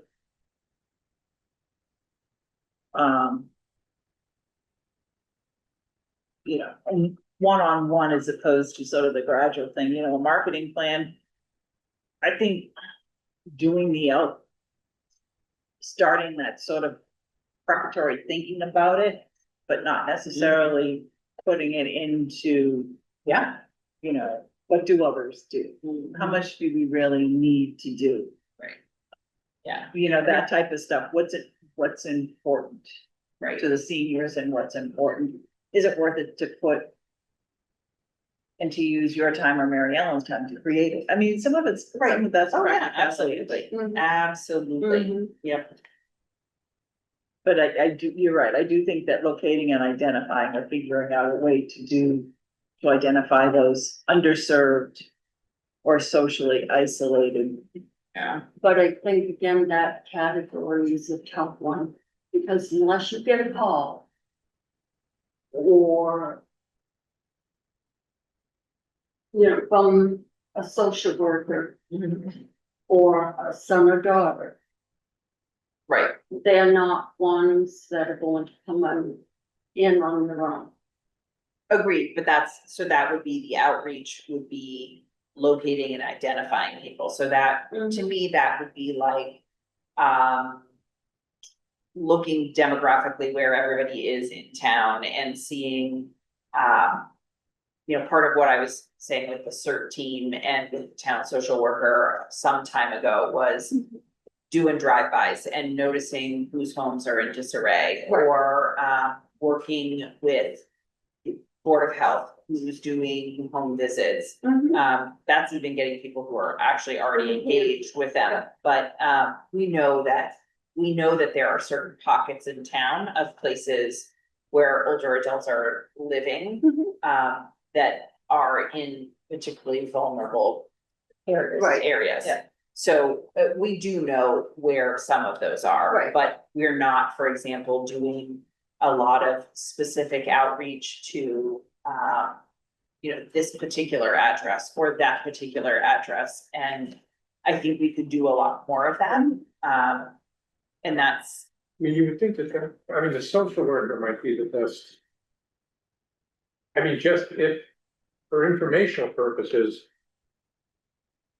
I just wanted to let you know that X, Y, Z is available. But we don't have a social worker. No, I know, Yeah. but that, and if they become part of the other team, whose name is escaping me right now, they'll be all reactionary. But I love the idea that the senior center might have some swag, or they might have a fall gift.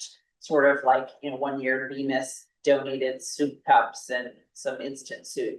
I would love to say, I would love to have Mary Ellen have as a priority that she is gonna make, 4 home visits each month, right? Because that's not happening right now.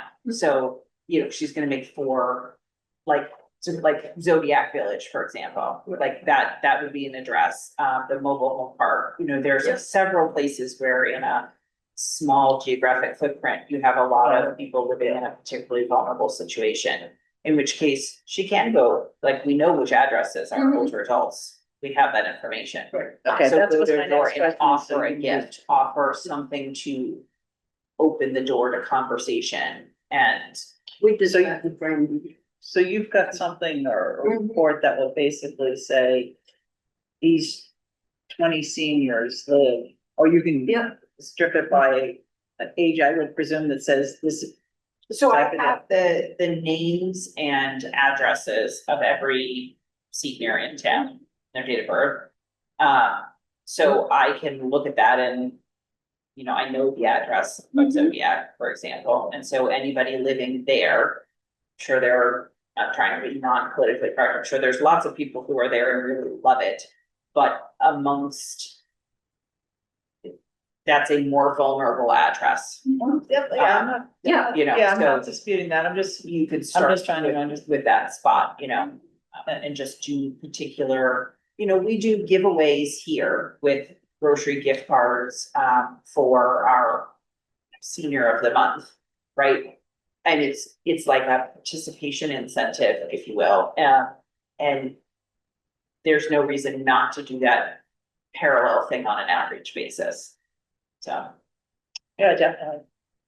I said, I just even, put some eyes on them or whatnot, or let them know that you're here. right, Some of them may not think about it or realize it. yeah, and the idea is not that you're gonna ask people, hey, did you know we're here? And they'll be like, oh, gee willikers, I had no idea you were here, let's go back now, right? Like, because people are joiners or not joiners. I mean, even here in this building, there's a lot of people, only 50% of our clients live here, and it's a very small percentage of the people that live here, and it's incredibly easy to participate. Not everybody's a joiner, and that's okay.